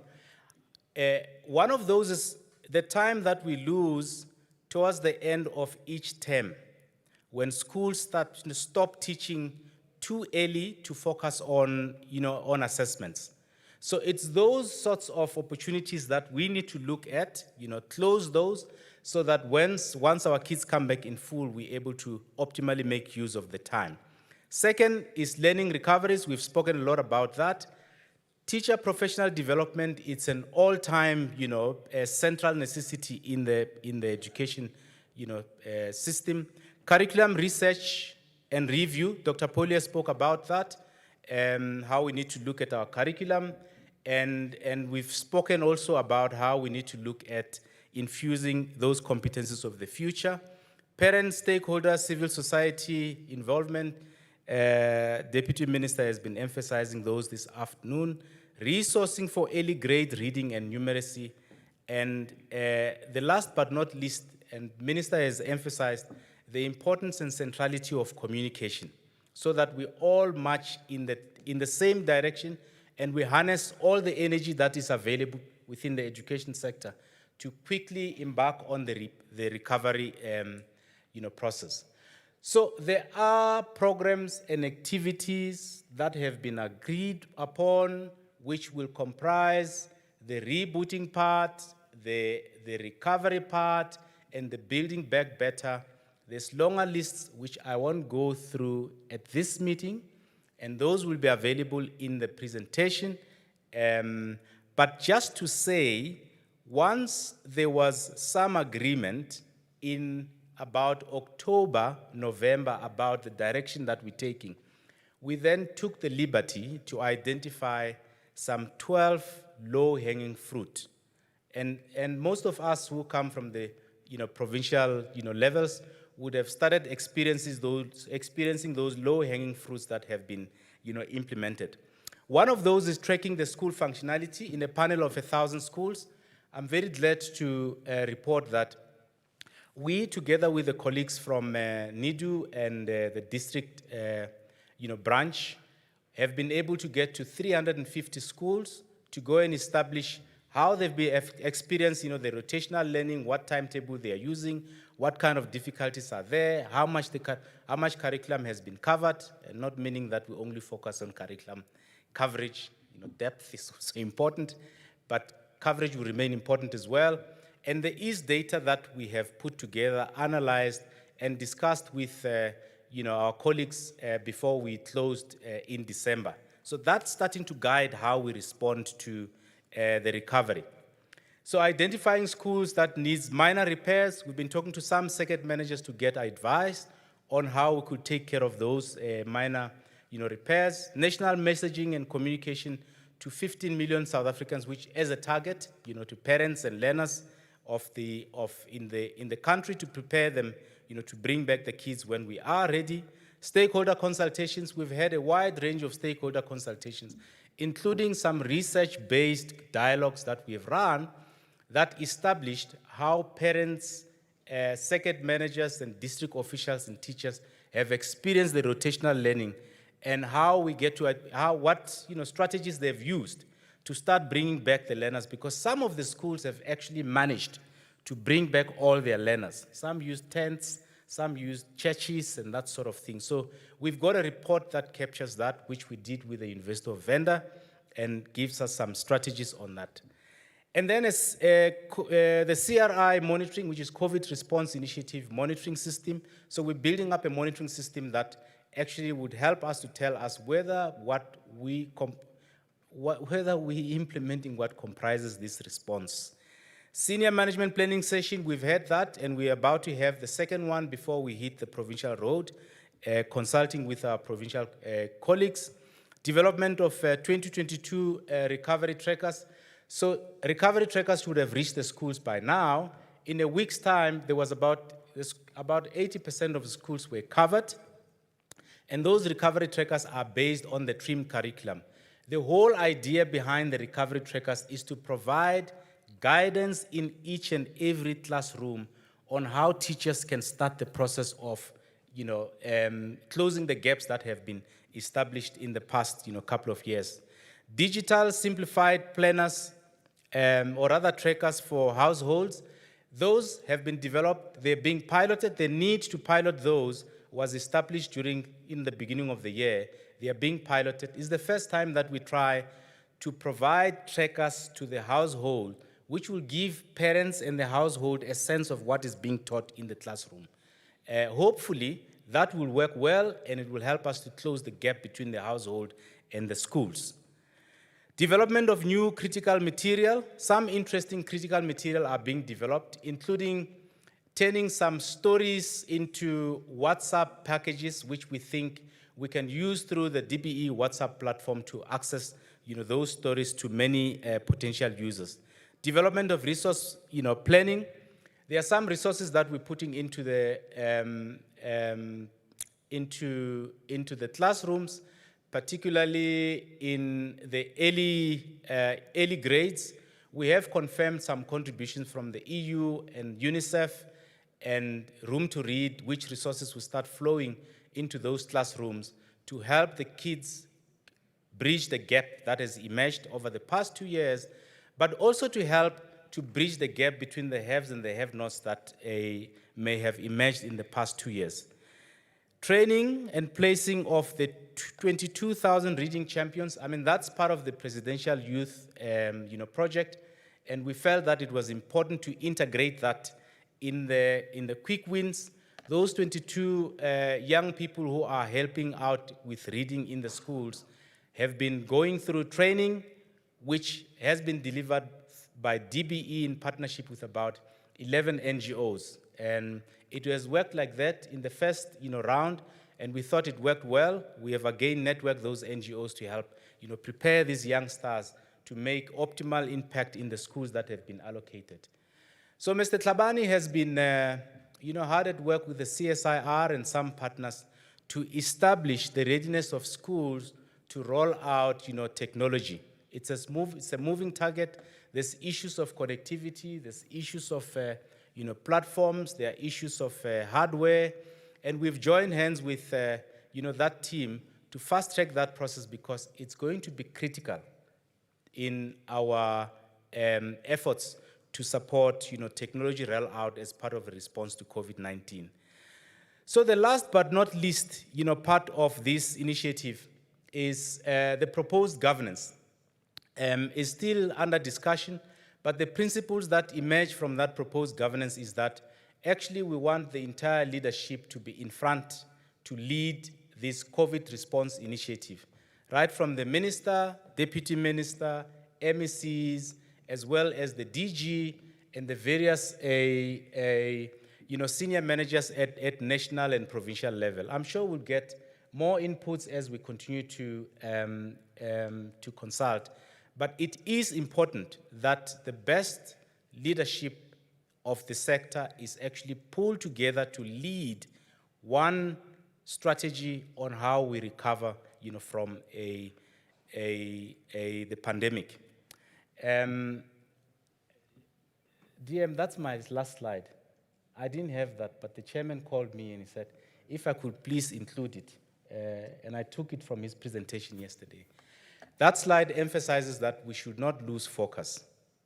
We should still strive to see that NDP goal in 2030. The difference, of course, will be mapping back and determining how differently we need to intervene in the system. Of course, we'll have to do things differently from how we've done it before, the pandemic, if we are still to reach that target. Thank you very much.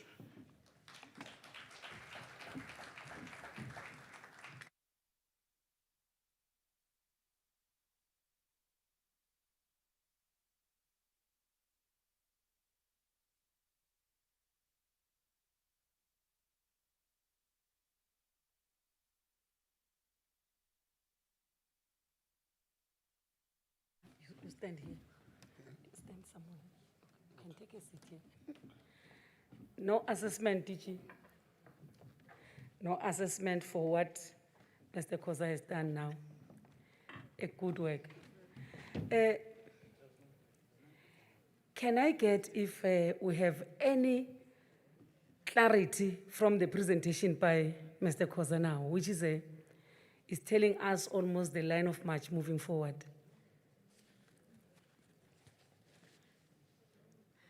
Oh, we're from, no, it's not from lunch, from tea break. And I don't think there's anyone who has taken 3 cups of tea. We took one, all of us. We can't be sleeping. That cannot be allowed. Okay. On the commissions, is it a hand there? Yes, please. I'm giving you. No, thank you very much for the input and for the research. I really think that among the other issues, it's not more of a clarity, but it's an input, Madam. Great. To say that we also need to ensure that we do away with the hindrances that have actually been impacting on the right to education. Issues of teacher capacity would also come in. Issues of the overcrowdedness in our classes as we actually move forward. Issues of the unsafe learning environment. These are also the issues that might have a negative impact as we move forward in terms of rebuilding and in terms of rebooting our own system.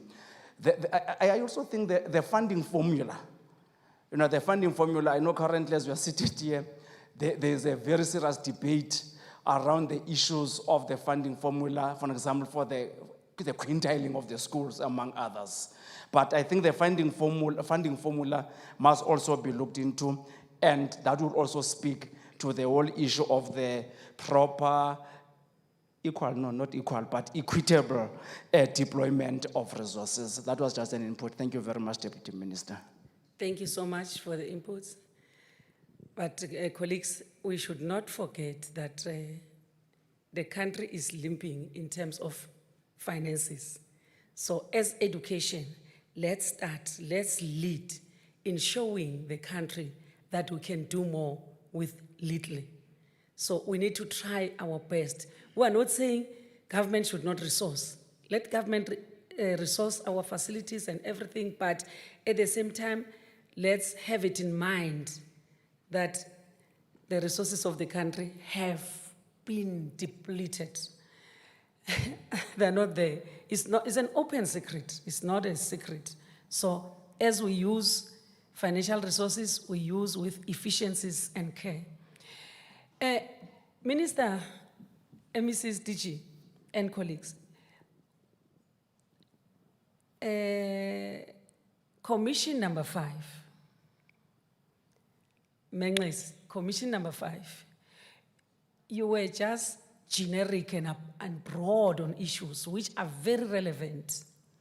Would love to see Commission 5 continuing with its work beyond this Lekgotla, before we consolidate everything and send to people so that we come up with the actual action plan. What is it to be done, by when, by whom? Not a detailed, but on the key issues that needs to be done. This year, on the 1st of April, which is just 2 months, it's 2 months, February and March, the migration of ECD from social development to education, basic education, must have been completed. Yes, it cannot be 100%, but the process must be clear as to what is it that is to be done. So let's go, Commission 5, let's work on the key issues to be done, by whom, by when. Then we shall have done our work. Same as Commission 3 on ICT. Let's go back, let's identify, unlock those key issues to be done, by whom, by when. Then we submit that by Monday, let's submit the reworked. Then within 10 days, we will send the consolidated commission resolutions to all people that are here through the website and your emails. So now, let me take this opportunity and call on stage Minister of Basic Education, the one who opened the Lekgotla, the one who invited all of us, our host, to come and give us a line of march. Minister?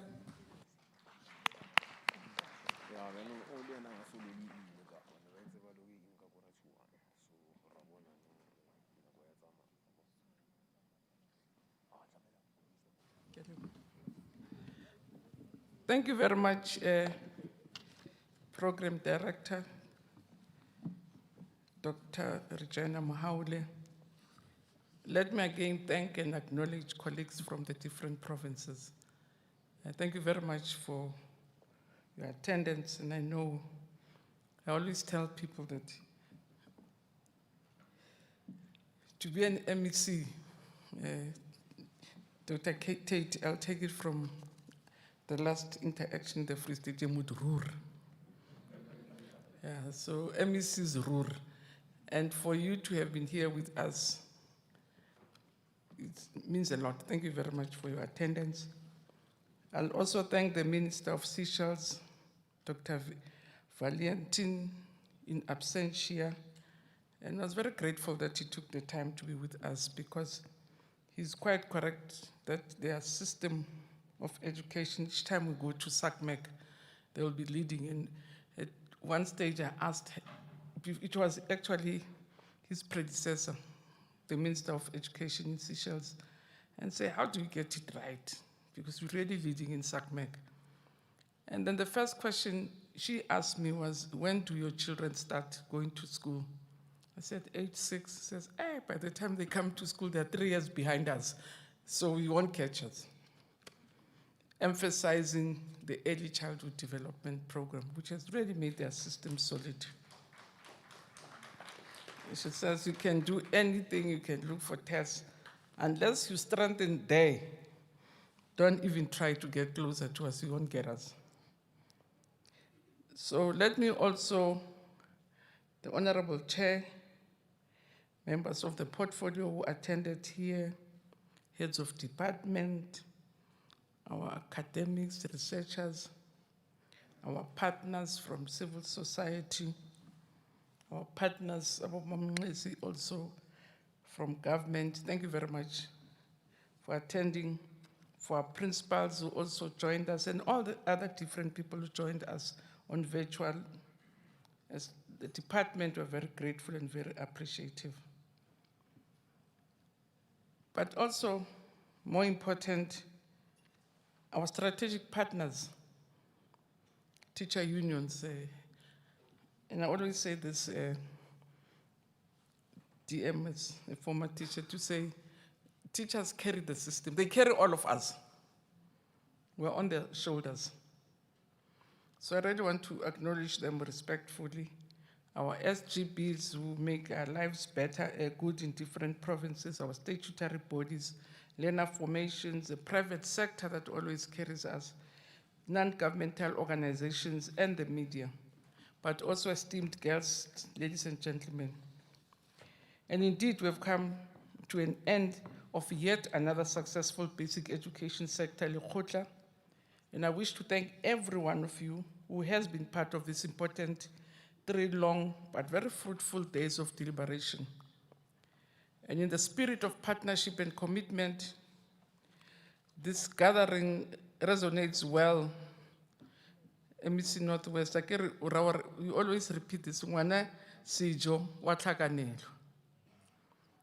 So meaning it takes a village to raise a child. So child, dichoke MEC, uzaqaqisa ukuthi ngesixhosa la nto kodwa ke andithi ayitolikeki mos i-African, kuthiwa nje ngwana sijo wa tlhakanelo. So buzani ke komakhelwane ke ukuthi itsho ukuthini because andizokwazi ukuyitoleka. But something like a child belongs to the mother, to the family, and the community at large. It is undeniable that the very first presentation by Dr. Mabokwani, Professor Tim Lonson and Gustafson, as well as Mema Holwani and Mansfield, did pitch the basic education Lekgotla to a very high level. The intellectual discussions and debates which ensued made us to appreciate the different roles that all of us are enjoined by our organizations to play in the basic education sector. At the outset, I wish to thank everyone who actively and passively participated in this year's Lekgotla. We had organized this Lekgotla under the theme Equipping Learners with Knowledge and Skills for a Changing World in the context of COVID-19. And did anchor presentations, deliberations, and debates on the following main objectives. First, which was to assess the midterm performance of the 6th administration in basic education, which I think it came out quite well, and we all got a sense of where we are. To interrogate the impact and cost, both materially and humanly, of COVID-19 on learning losses, learner dropout, and basic education broadly. But also to discuss and present a comprehensive recovery plan to mitigate the impact of COVID-19 and recover the learning losses. To deliberate on the utilization of assessment practices and data to develop strategies to improve the quality and efficiency of learning outcomes and bolster monitoring and evaluation oversight. We also, if you recall, we said we want to assess the progress that we have made in the implementation of programs and mechanisms to equip our learners with knowledge and skills for a changing world, to elucidate the critical elements of strengthening the foundations for learning, as well as efficiency and accountability in the system, and to strengthen the use of information communication technology to support the delivery of our curriculum.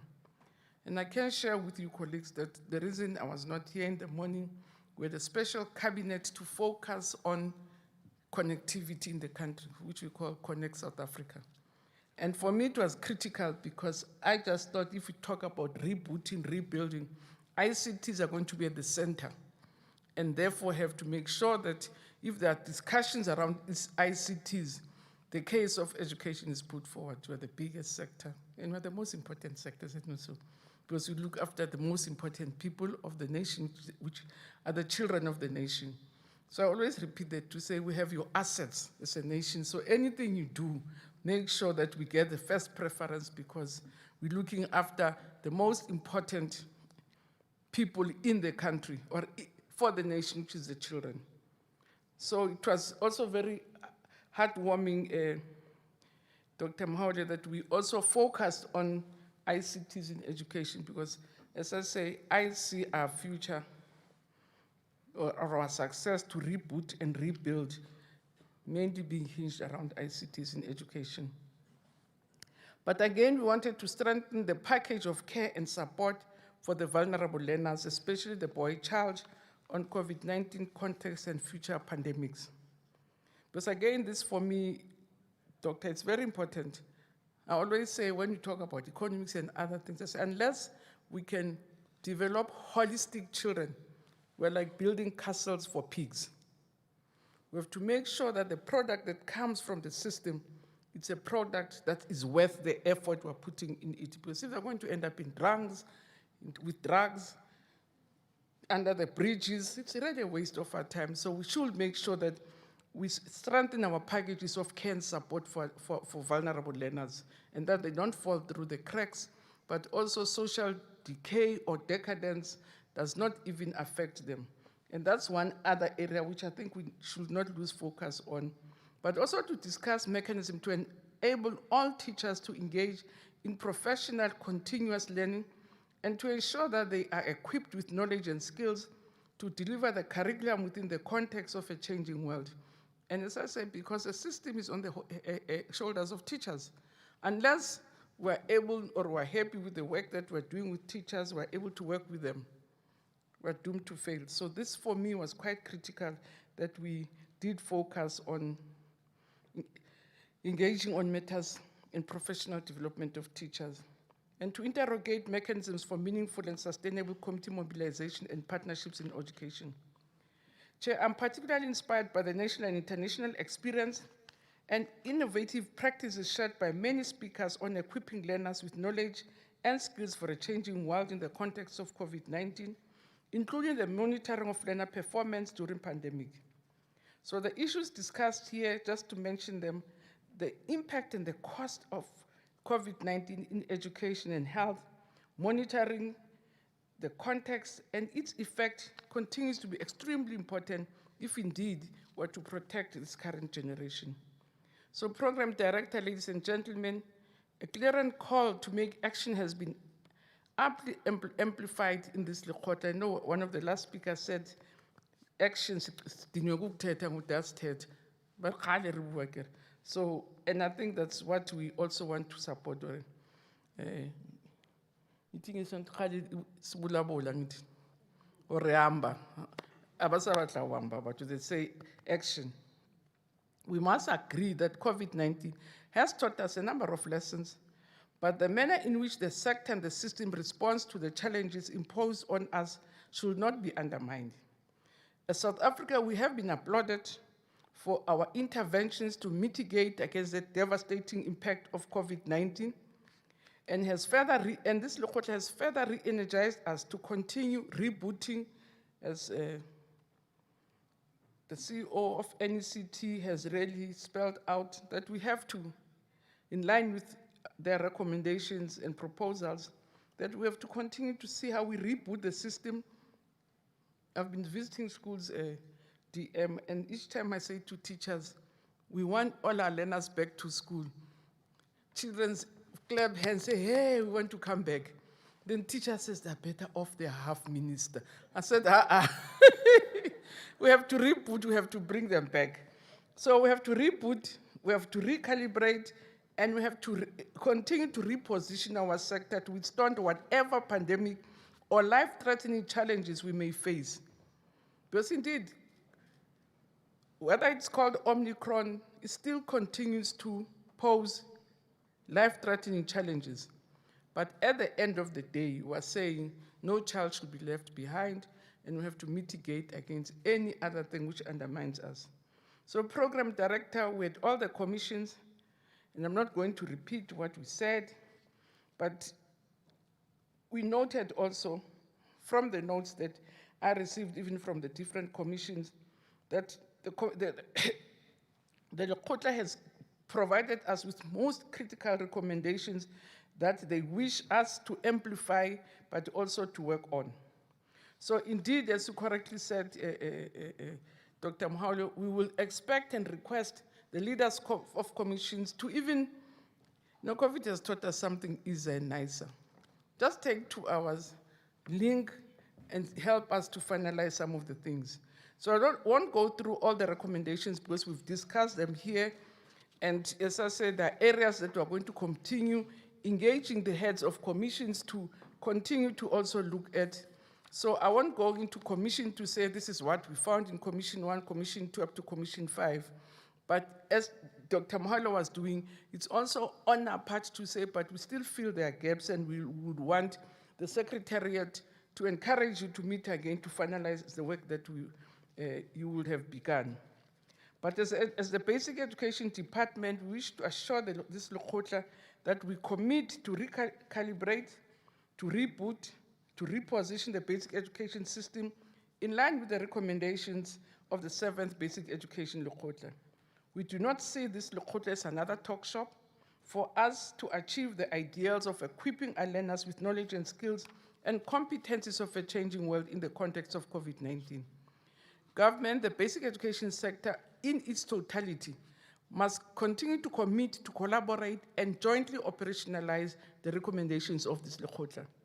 We are indeed appreciative of the inputs that we received from the Minister of Seychelles, Dr. Valentin, on ECD. Making ECD compulsory has indeed long-term benefits. The relocation of ECD program from the Department of Social Development to basic education is one of the necessary steps to declare ECD as compulsory. I'm very excited to announce that the Basic Education Amendment Bill, BELA, which has been tabled in Parliament for consideration, does also pronounce on grade R as compulsory. So So Program Director, DBE will factor the recommendations of this Lekgotla in our strategic plans, programs, and interventions. The Lekgotla we have been coordinated from the first one have turned out to be reservoir of wisdom, knowledge, and experience for us as the sector. Hence, a basic education system has been a stable and on the rise, as one of the leaders from unions said, through our collaboration, through our working together, but also sharing ideas on how we can take the process forward, because all of us come from different walks in life and have different experiences, and all those put together make the system even richer. So I really want again, number one, number one, congratulate the class of 2021, which has clearly demonstrated that with dedication, with focus and resilience, the sky is the limit. The number of qualitative and quantitative passes in the class of 2021 has attained is an indisputable testament on the intervention of programs and support that we've been receiving, not only from our teachers or from ourselves as a sector, but also from the private sector, WOSA, Metric, and all other support that we really have been receiving from outside. So this year, we have introduced assessment studies in the system, which focus on assessment for and of learning, as well as the system itself. And all these endeavors are intended to equip learners with knowledge and skills and competencies for a changing world. And with those words, DM, I really want to thank all the participants, both physically present here. Thank you very much for your attendance, but also thank all the participants who also joined us on virtual. I did even report because we had, as I said, this cabinet meeting in the morning focusing on ICTs and connectivity in government this morning.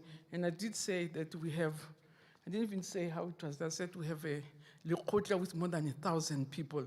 And I could see that there was a discomfort, and then I had to clarify to say, COVID taught us that we can go virtual. So I really want to thank the participants that joined us virtually, but also thank you very much and most sincerely.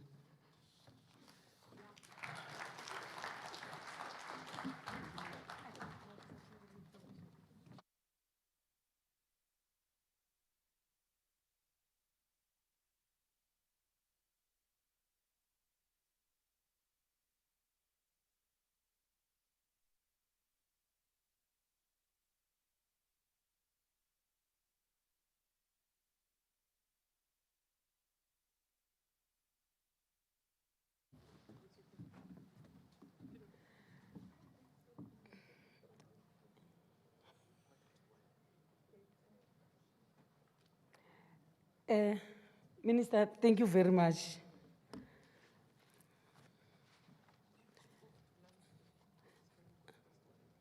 Oh yeah, Minister is very correct. Since we are waiting for the last words from the presidency, we want to suggest that let's quickly go for lunch. We know that all of us would appreciate that when we go for lunch, we go. But please, let's just wait. We invited them and they are giving us time, but they are still finalizing something. Is lunch ready? Dr. Kumalo, is lunch ready? Because I don't want us to break for lunch that is not there. It's not ready. Okay. It's almost 10 to 1. Yeah. How can they say lunch is not ready at?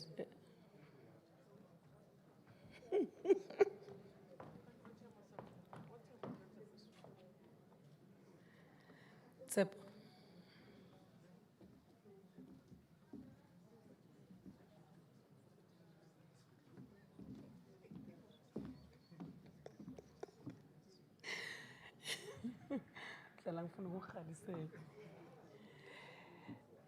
Colleagues, there's one thing that I jumped. We did not officially adopt the recommendations of all the commissions.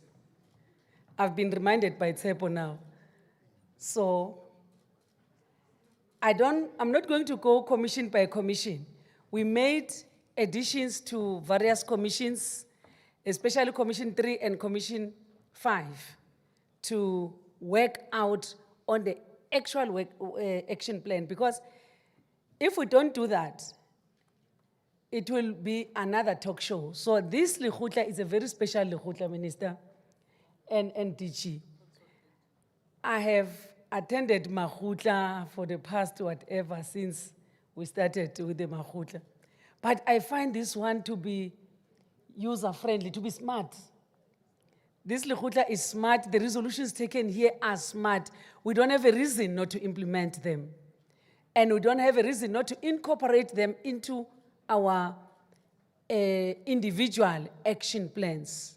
So can I get a mover for the adoption of all the 5 recommendations of the 5 commissions, with the additions from the platform and from here, and those that were made by Deputy Minister and endorsed by Minister when she spoke.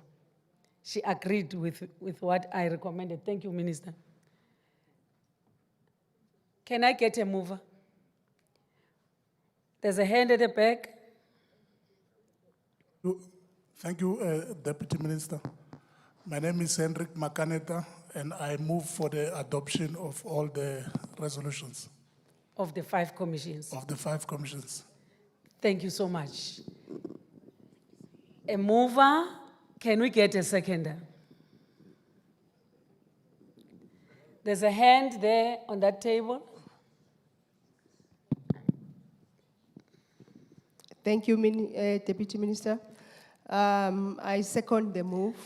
My name is Tenjwe Makubu from National Governors Association. Thank you. And if it's supported from National Governors Association, can we give a round of applause for that? If it's them that are supporting, is there anyone who says no, because of this we cannot approve? Because of that reason, let me do this so that I see all of you. Go 3, go 2, 1, close. Can we clap hands for ourselves? All the commissions, hard work, commitment, we committed, we all participated, actively participated in the commissions. And the way forward by the minister, we heard the minister clearly, loud and clear. DG,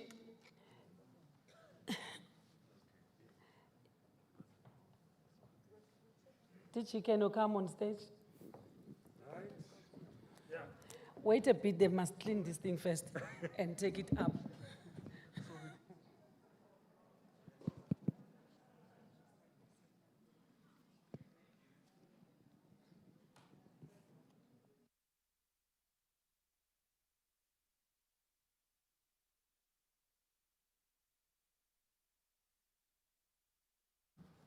Thank you. In my next life or job, MEC, when I retire, I'm going to start a recruitment agency for people who specialize in sanitizing facilities, and then start providing those services to government and the private sector and the NGO sector. So I've learned a lot. I think we've been too efficient, and that's the problem of becoming too efficient. If you are too early, even with your flight, you are made to spend a few hours in the air just going around because the landing space is not available for you. This is what we have done. Let's give DM a big hand of applause. So the next slot we're going to delay, which is the slot of the presidency, and that's why we are humbly requesting that we go for an early lunch, and we should be back by 1:30. by 1:30 because we have pilots that exceed the international standard of aviation. Deputy Minister of Basic Education, give another big hand of applause. I also want to take this opportunity, Minister. Minister has thanked the MECs, the HODs, and everybody. I want to thank the organizing team under the leadership of Dr. Kumalo, an amazing team of men and women who have put this Lekgotla together. So thank you very much, Dr. Kumalo. I didn't know that a medical doctor can do this. Anything in my pigeonhole with a medical doctor, it's medicine and the injection.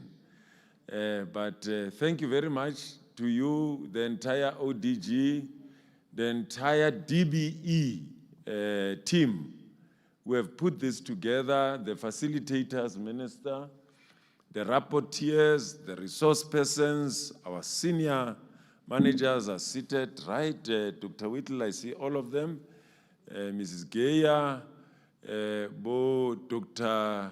Polia, who's now called the rock star. His nickname is the rock star. I'm going to send it to your wife and your children and say, here is the new nickname, rock star. So thank you very much. Can we then go for an early lunch and be back by 1:30 on the dot to receive the message of the sector from the President? Thank you very much, colleagues. We are now going for lunch. We'll be back at 1:30. Thank you very much.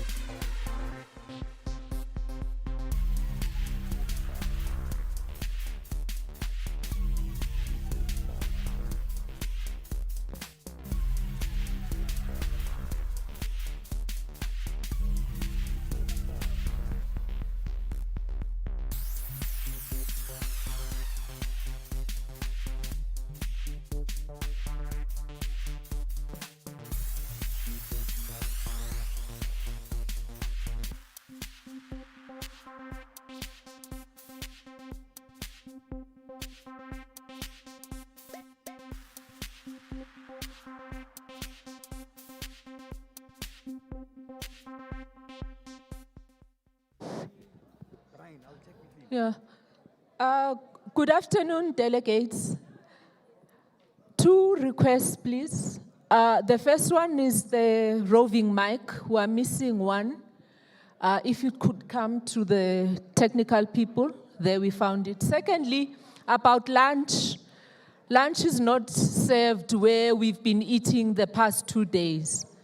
Lunch today is at Galleria, the venue with the glass walls that we normally pass and go forward. Zintle is there, so she'll assist you. Galleria and not Senate today. Enjoy lunch. Please do come back. Thank you.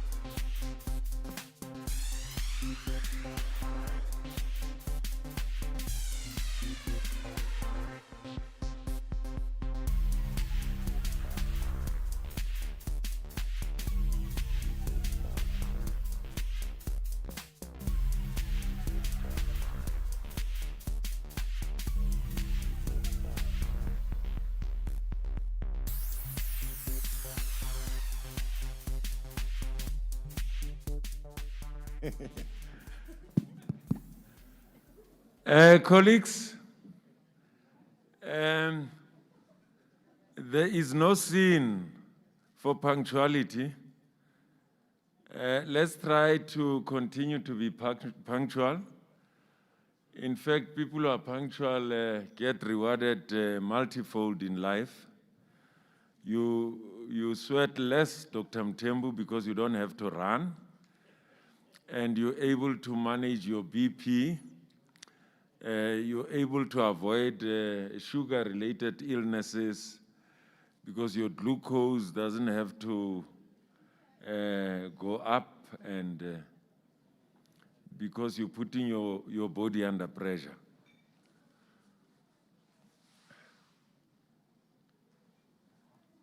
If the DBE officials can just help us to get everybody in, so that nobody is going to be walking in when the address begins.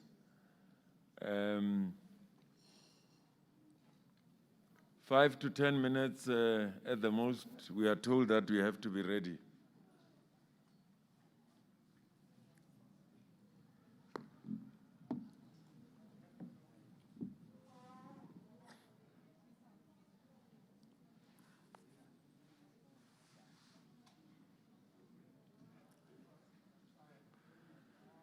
The virtual platform is ready. They've long been ready since 1330. We are just waiting for the face-to-face, which is called physical. And I can see that people are really physical. They are walking now.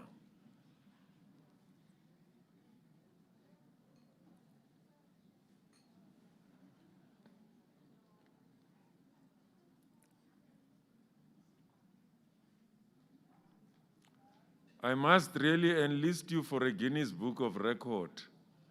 You've been here from the first day, punctual all the way.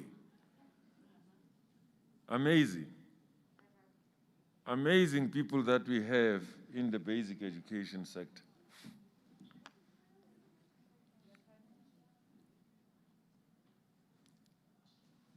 See, MEC Matsimela is here, number 1. I doubt whether Free State will get number 1 this year.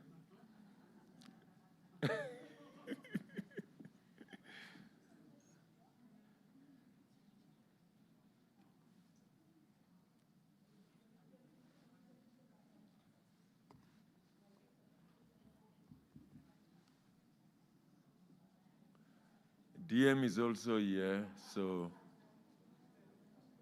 Dr. Mpatlele, we are just waiting for you.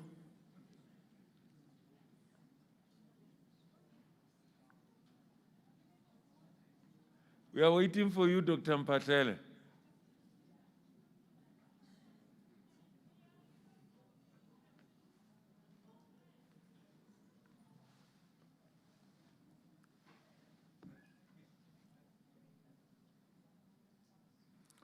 DM, the virtual platform is ready. They've been ready since 1330. We're just waiting for what we call physical. People call it physical. And I'm told it's actually face-to-face. Because if you call it physical, then people become really physical with one another.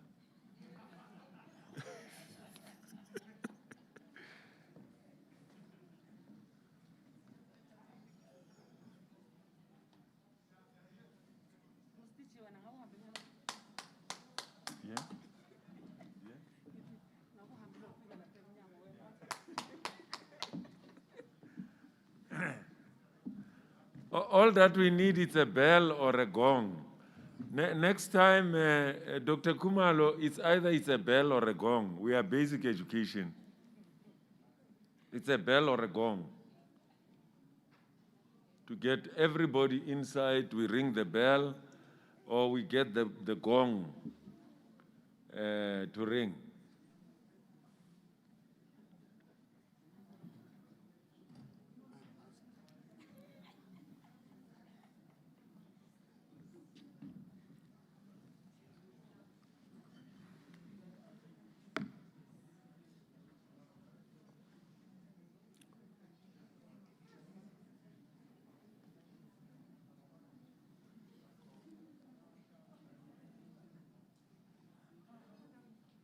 Do you hear that?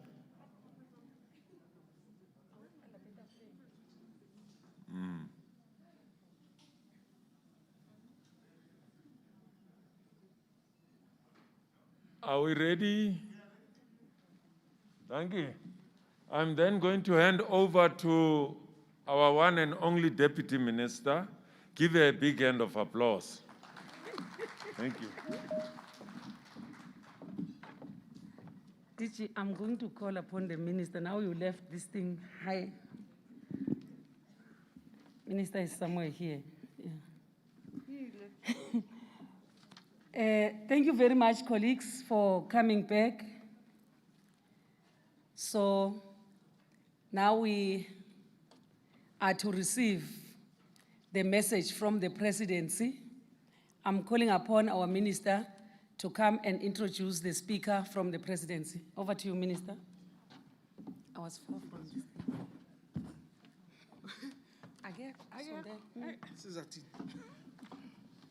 No, thank you very much, Deputy Minister, Dr. Mhaule. Let me take this opportunity to really welcome the Minister from the Presidency, and thank you very much, Minister, for agreeing to come in the place of the President. I did explain to our colleagues and our conference participants that the President's program is back-to-back. Yesterday, he finished the cabinet Lekgotla very late. Today, we had a cabinet. Now he's going to meet business. So there were just a number of difficulties, but thank you very much for agreeing to join us. Here, as I said to you in the morning when you spoke, Minister, inside the hall here, we had invited 250 people in terms of your protocols, but we had 900, we had more than 1,000 people. It was about 1,400 people who have joined us virtually on different platforms, so it is a big gathering. We also had participants from from overseas, from the Seychelles, from America. We also had other participants also from the eastern countries, so it was a well-attended Lekgotla, but thank you very much. So I won't take much, really, Minister, introducing you as if I'm reading your obituary, because this looks like an obituary. So they say everything that has to be said about you. But I would say that Minister Gungubele is the minister in the presidency since August 2021. He had held a number of portfolios in government in the provinces, but one of the most notable ones was also that the minister also was the mayor. So he served in all spheres of government, local government, province. We worked together with Minister Gungubele's MECs in Gauteng. So he's really served the government in different portfolios. Minister Gungubele holds a BCom law degree. He also has a national diploma in nursing and many other certificates. That's why I don't want to read all of them as if I'm reading your obituary. So imini yokugcina sisivanga sisezavanga uma singasithethe zonke. I just want to say uMinister une-degree BCom is a trained nurse. He's got lots of certificates, but also is a National Executive Committee member of the ANC, of the African National Congress, and also held different positions in the organization from branch, the region as Uruleni. He was in the PEC, now he's in the NEC. So, Minister, thank you very much for making the time, and I will just open the floor for you. And again, apologies for pushing you because we had given the presidency to 2 o'clock initially, because we had thought that we'll go up to that far. But as a very efficient, capable chair and leaders, we really ran earlier. So can I hand over to the minister to address us? Thank you very much, Mr. Gungubele. Thank you very much, Minister Angie, our aunt, our mother, our sister, our everything. Some of us refer to you as principal of the country. Thank you, Program Director. Maybe before I carry the message of the President, I just want to reinforce the apology because colleagues will remember pre-pandemic, our economy has not been performing well, and the pandemic worsened it. So that called for a lot of partnership to participate in the recovery. In other words, where the president is because of the essential need of the very system of education. Because when the economy doesn't perform, the future of education remains in very scary situation. So I'm happy that you have to accept the apology of the president. I could not do otherwise, Minister Aji, when you come to me. To us, you are a colleague. Sometimes you are our principal, you are our teacher, ma'am. So when you instruct us, we have to come because all you are doing it in the interest of making sure that this country and its leadership respect our commitment. What I'm going to read now before you is what the president could have said, but it's what he will be saying now through me. So I will read it exactly in the manner the president would have wanted to speak to you. Program Director, Minister of Basic Education, Ms. Angie Motshekga, Ministers and Deputy Ministers, MECs, members of the national and provincial legislatures, leaders of the various education stakeholder formations, guests, ladies and gentlemen. It is my privilege to address the DPE Lekgotla again this year. Education and basic education in particular is the foundation stone of betterment of the individual, of communities, of societies, of economies and nations. Without solid investment, support, resources, and building capacity in basic education, no nation can hope to prosper or thrive. For 6 years now, this annual basic education sector Lekgotla has convened.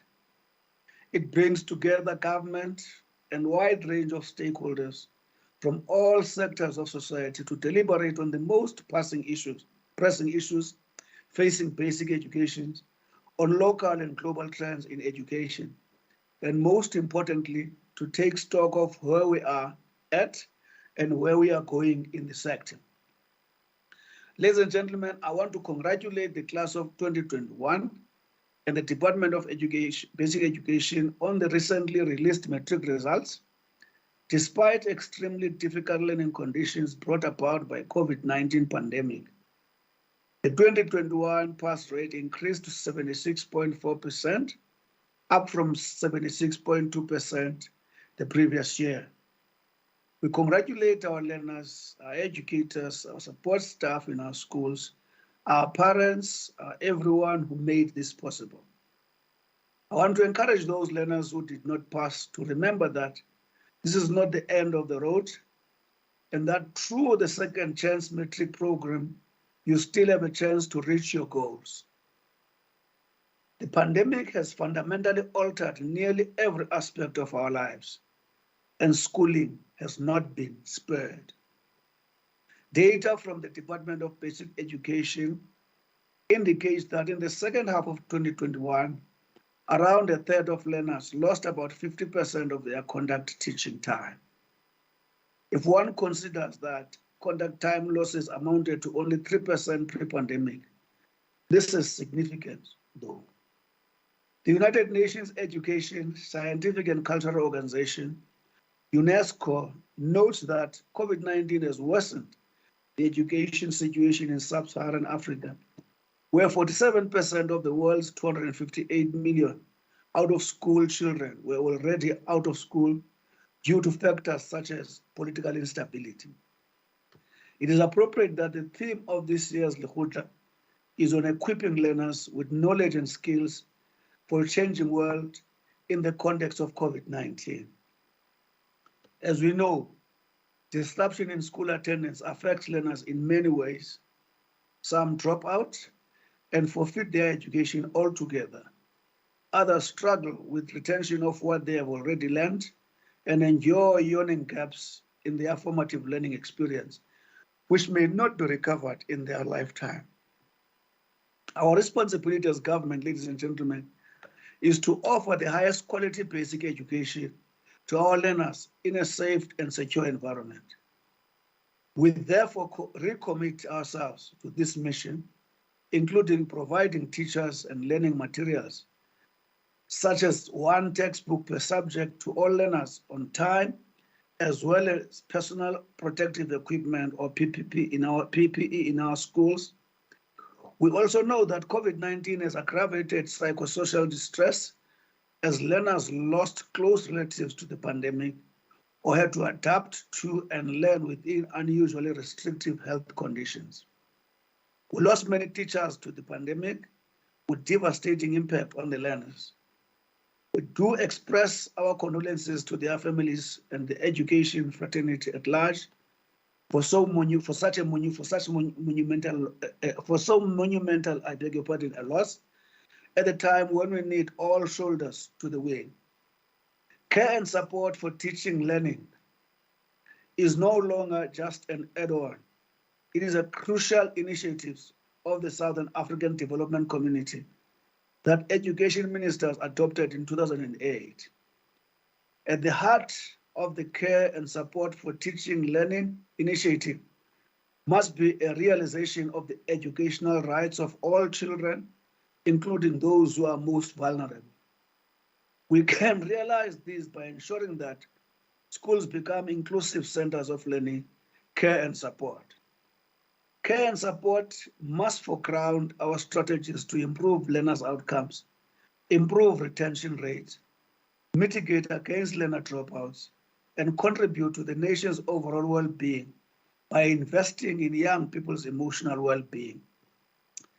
Ladies and gentlemen, COVID-19 has aggravated challenges for special needs children and those with other constraining circumstances, such as poverty, all which call for more commitment, innovation, and sacrifice from teachers and parents. The pandemic also highlights the importance of ICTs in our children's learning, as well as digital connectivity. Digital connectivity is one of the most important indicators of equal access to education, without which disparities will remain the order of the day in our education system.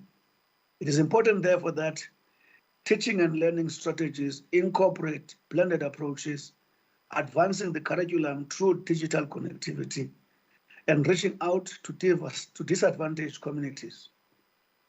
This also speaks to the importance of integrated development across all government departments, where infrastructure rollout such as network connectivity become vital for areas other than communication, such as education and healthcare, for example.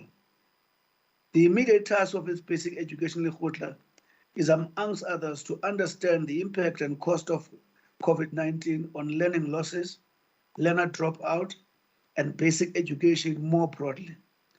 As the presidency, we expect to be presented with a comprehensive recovery plan to mitigate the impact of the COVID-19 and recover the losses in teaching time, incorporating various issues, including particularly learning.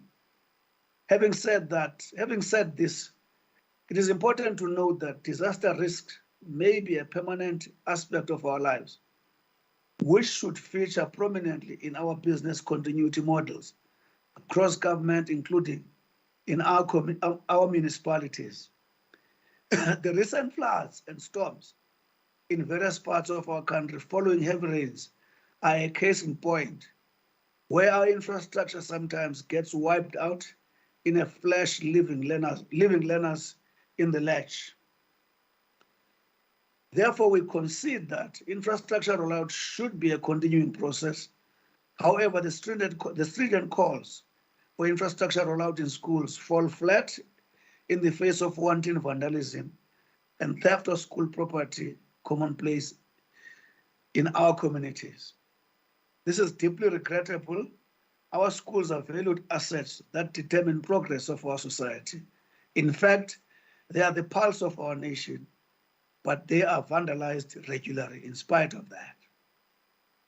As communities, we owe it to ourselves and our children to take collective responsibility to create a conducive environment for our children's learning, to protect them in the schools. We need to be vigilant against drug lords and their proxies in our schools and communities, and work with the law enforcement authorities to root them out. We are also deeply concerned about the high rate of teenage pregnancy in this country, with many of these young mothers under the age of sexual consent. Most worrying is that a significant number of them were impregnated by older men, further increasing the risk of HIV and sexually transmitted diseases. No pregnant and underage learner should suffer in silence. Every teacher must support the learner and report the pregnancy to law enforcement agents. This is particularly the case when the male involved was older, or worse yet, a teacher. All pregnant learners in the basic education system must be supported through the integrated school health program and be encouraged to return to school after childbirth. We must be a basic education system that equips all our learners for future jobs, even in their formative years. We can only achieve this momentous task if we equip our learners with knowledge and skills for a changing world. Ladies and gentlemen, I'm happy to announce that we are making good progress in introducing the three-stream model, which expands post-school work opportunities significantly. This is, of course, in line with the government's pro-poor policies. We believe that the greater the scope of basic education streams, the better the economic prospects of our learners during and post-high school. Various technical vocational specializations have already been introduced in 550 schools, and 67 schools are now piloting the subjects in the technical occupational stream. I am pleased with how the grade 9 coding and robotics curriculum rollout is happening. It is currently being piloted in Limpopo and the Northwest provinces. 7 provinces pilot the coding and robotic curriculum in grade 3 and grade 7, except Mpumalanga and Western Cape. As part of strengthening the early learning foundations, I'm happy to announce that from the 1st of April this year, the responsibility for early child development will shift to Basic Education Department in line with the universal trends. In this sense, we will be able to have the highest quality education and training as envisaged in the National Development Plan. It is encouraging that all indications are that we are now beyond the peak of deadly fourth wave. At least 40% of adult South Africans are now fully vaccinated, with over 8% of education officials also having vaccinated. We wish more could actually follow suit. Our best at the moment is to vaccinate and coexist with the virus. Let us come forward to take the vaccine and make our schools safe. Although we have emerged from COVID-19 fourth wave, I urge all South Africans to remain vigilant and continue observing all the protocols to prevent the pandemic's resurgence. I wish you all fruitful deliberations in this Lekgotla. I thank you. Thank you very much.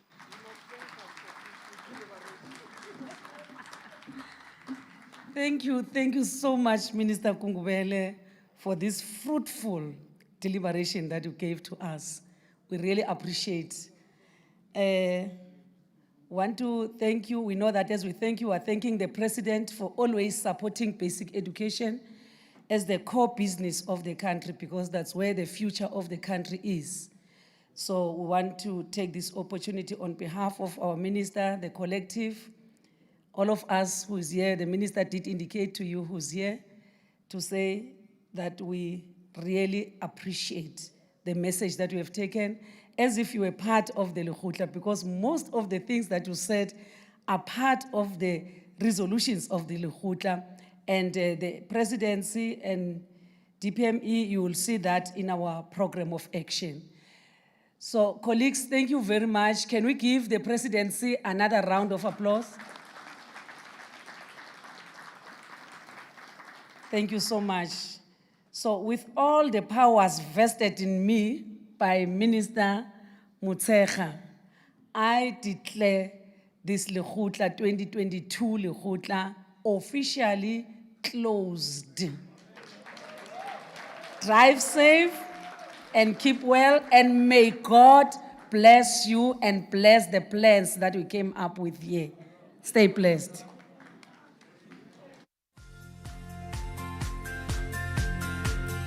Meet Kagiso. He's a teacher who is getting ready to receive his students who are returning to school after weeks of lockdown due to the COVID-19 pandemic. COVID-19, a disease caused by the coronavirus, is highly contagious and is spread when fluid droplets carrying the virus are transmitted from one person to another or from objects or surfaces that some of these droplets have caught onto. How can a person get infected with COVID-19? When a COVID-19 infected person coughs, sneezes, or talks, droplets containing the virus are released into the air and then fall onto skin and other surfaces. If a person suspects that they might have been exposed to COVID-19, how will they know if it is COVID-19 or if it is just the common flu? The main symptoms to look out for are fever, dry cough, muscle ache, shortness of breath, tiredness, and diarrhea. The Department of Health officials are performing thousands of tests and screenings daily throughout South Africa. Anyone can contact the toll-free COVID-19 helpline or WhatsApp support service for a screening, and they will refer him or her if they need to get tested. The officials will be taking a small sample from the nose or throat.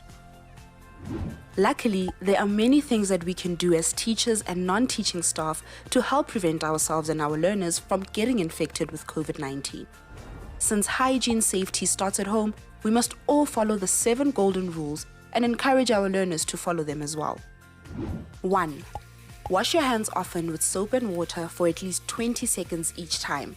Encourage your learners to sing happy birthday twice to make sure they wash their hands for 20 seconds. If soap and water is not available, use an alcohol-based hand sanitizer with at least 70% alcohol content. You must also make sure that all parts of your hands, including in between your fingers, wrists, and palms, are thoroughly washed or covered in hand sanitizer. 2. Avoid touching your eyes, nose, and mouth with unwashed hands. 3. Avoid close contact with people who are sick or who display any symptoms of COVID-19. 4. When in public, always practice social distancing, which means keeping a distance of at least 1.5 meters from others. 5. If you are sick, you must stay at home and try to keep a distance from others in your household. Make sure that you don't share items like unwashed eating utensils or personal hygiene items. 6. Cover your cough or sneeze with your flexed elbow or a tissue, then throw the tissue into a bin with a lid. 7. Your house must be regularly cleaned and all frequently touched objects and surfaces must be regularly disinfected with an alcohol-based disinfectant that contains at least 70% alcohol. The Department of Basic Education has developed guidelines for schools on maintaining hygiene during the COVID-19 pandemic. This document is available on the official South African government website or the Department of Basic Education website. They also developed standard operating procedures for teachers, non-teaching staff, and learners on the coronavirus outbreak in South Africa, which is also available on the Department of Basic Education website. It is essential to have a copy of these guidelines available during the orientation of teachers and non-teaching staff, where they will be instructed on the use of personal protection equipment or PPE, including hand washing soap, alcohol-based hand sanitizer, disinfectant, masks, 2 digital thermometers per school, and heavy-duty cleaning gloves, disposable aprons, and goggles or visors for cleaning staff. To reduce the risk of COVID-19 infection in the classroom, our schools will have to put the following measures in place. Learners must sanitize their hands when entering and leaving a classroom. Learners must be seated at least 1.5 meters apart where possible. It is very important that teachers make sure that there is proper ventilation and a flow of fresh air through the classroom where possible. and that they clean and disinfect frequently touched objects and surfaces, such as tables and chairs, with diluted bleach disinfectant hourly when in use, or less frequently depending on the circumstance. Pens and pencils must not be shared amongst learners or teachers. There should be no sharing of food or eating utensils. Everyone must wear a cloth face mask. Creating a safe and welcoming environment is critical to help our learners achieve their highest potential. We need to create a teaching and learning environment that is as normal as possible during this pandemic. Encouraging positivity throughout these tough times is utterly important. Let's stand together and take responsibility for our personal safety and the safety of our learners.